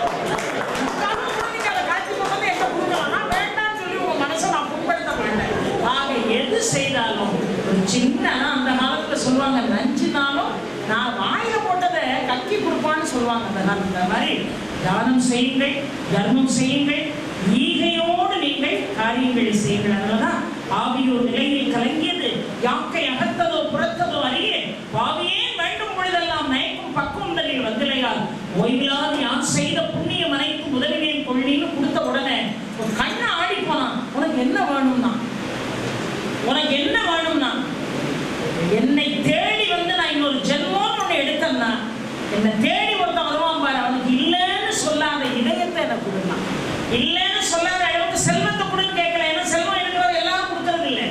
இல்லைன்னு சொல்லாத இதயத்தை கொடுன்னா, இப்ப கண்ணம் பார்த்தா நீ என்னடா ஒண்ணு கேட்கறது, நான் உனக்கு 3 தார மைத்துனன் உரைத்த வாய்மை கேட்ட என் மனமலர் வந்து அவனை கைத்தல மலரால் தழுவி கண்மலர் கருணை நீராட்டி எத்துணை பிறவி எடுப்பினும் ஈகையும். முதல்ல ஈகையை தான் சொன்னார், செல்வத்தை சொல்லல. ஏன்னா செல்வம் இருக்கிற எல்லாரும் கொடுக்கறது இல்லை. கொடுக்கணுங்கிற ஈகை உள்ளவன் கையில தான் போய் செல்வம் மாட்டணும். அதனாலதான் பகவான் பாடுறாரு, ஈகையும் செல்வமும் எய்தி. இந்த ஈகையோடு செல்வம் செய்கிறாரே இந்த ராம்குமார் என்கின்ற ரகுபதி, அவருக்கு என்ன கிடைக்கும் தெரியுமா? இன்னைக்கு சொல்லிட்டு போறேன். பார்க்க ஒரு சாதாரண ஆளா தெரியலாம். ஆனா இதுக்குள்ள எவ்வளவு விஷயம் இருக்குங்கிறது உங்களுக்கு தெரியுமா தெரியலையான்னு எனக்கு தெரியல. இன்னைக்கு சொல்லிட்டு போறேன். இந்த பாரதத்தை முன்னிறுத்தி சொல்லிட்டு போறேன். நான் ஒன்றும் பெரிய ஞானி இல்லை, நான் பெரிய பெரிய ஆளு, பெரிய சித்தர்னு நான் சொல்ல வரல. ஆனா படிக்கும் போதே ஒரு விஷயத்தை கிராஸ் பண்ணும் போது நமக்கு கண்ணீர் வந்ததுன்னு வைங்க, அது உண்மை, அது சத்திய வாக்கு. பகவான் எப்படி கர்ணனை பார்த்து சொன்னாரோ அதை போல நான் ராம்குமார் ரகுபதி அவர்கள் குடும்பத்தை பார்த்து சொல்கிறேன். மைத்துனன் உரைத்த வாய்மைகள் தையன் மனமலர் வந்து அவரை கைத்தல மலரால் கழுவி கண்மலர் கருணை நீராட்டி எத்துணை பிறவி எடுப்பினும் ஈகையும் செல்வமும் எய்தி. அந்த ஈகை அவர்கிட்ட இருக்கு. அதனால செல்வம் இந்த கட்டிடமாக உயர்ந்து இருக்கிறது. இன்னும் எத்தனையோ குழந்தைகளை படிக்க வச்சுக்கிட்டு இருக்கு. இன்னும் எத்தனையோ குழந்தைகளுக்கு ஸ்காலர்ஷிப் கொடுத்துக்கிட்டு இருக்கு. அதனால கடவுள் அவருக்கு கொடுக்கக்கூடிய ரிவார்டு என்ன தெரியுமா? நீங்க 10 லட்சம் கொடுத்தீங்கன்னா அவர் 30 லட்சம் கொடுப்பாருங்கிறது இல்ல. நீங்க 30 லட்சம் கொடுத்தீங்கன்னா அவர் 30 கோடி கொடுப்பாரு இல்ல. கோடி கோடியா கொட்டி கொடுத்தாலும் கொடுக்க முடியாத ஒரு விஷயம் உங்க குடும்பத்துக்கு கிடைக்க போகுது. என்ன தெரியுமா? ஈகையும் செல்வமும் எய்தி முக்தியும் பெருதி முடிவில் என்றுரைத்தான் மூவருக்கு ஒருவராம் முக்தி. ஆக தானம் செய்வதற்கு இறைவன் கொடுக்கக்கூடிய ரிவார்டு முக்தி சார்.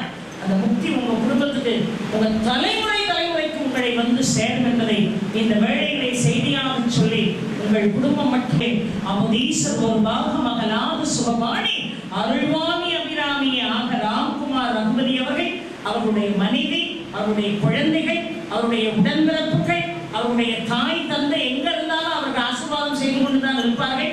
படித்துக் கொடுத்த ஆசிரியர்கள், அதற்கு களமாக இருந்த இந்த இந்து கல்லூரி, பெயர் பெற்ற புனிதமான இந்த ஸ்தலம், எல்லாவற்றுக்கும் மேலாக இந்த நிகழ்வை கேட்டு மகிழ்ந்த அத்துணை பேருக்கும் எம்பெருமான் முருகன் நீர் உண்டு, பொழிகின்ற கார் உண்டு, விளைகின்ற நிலம் உண்டு, பலனும் உண்டு, நிதி உண்டு, துதி உண்டு, மதி உண்டு, கதி கொண்ட நெறி உண்டு, நிறையும் உண்டு, ஊர் உண்டு, பேர் உண்டு, மணி உண்டு, பணி உண்டு, உடை உண்டு, கொடையும் உண்டு, உண்டு மகிழமே உணவுண்டு, சாத்தமும் உழவுண்டு, வளமும் உண்டு, தேர் உண்டு, வரை உண்டு, கரை உண்டு, மற்றுள்ள செல்வங்கள் யாவும் உண்டு, தேர் உண்டு, வண்டுற கடற்பணி நிற்பது தியானம் உண்டாயில் அரசே, காருண்ட சென்னையில் கந்த கொண்ட புல்வழர் தலமோக கந்த வேளை தன்முக துயமணி உன்முக செய்வமணி ஷண்முக தெய்வமணியை என்ற அந்த முருகன் முன்னின்று இந்த கல்லூரி ஆறு போல தழைத்து அருகுபோல் வேரூன்றி காலாகாலமாக உயர்ந்திருக்க வேண்டும் என்று எம் பெருமான் முருகனை பிரார்த்தித்து இந்த வேளையிலே இந்த அற்புதமான இடத்தை ஏற்படுத்தி கொடுத்த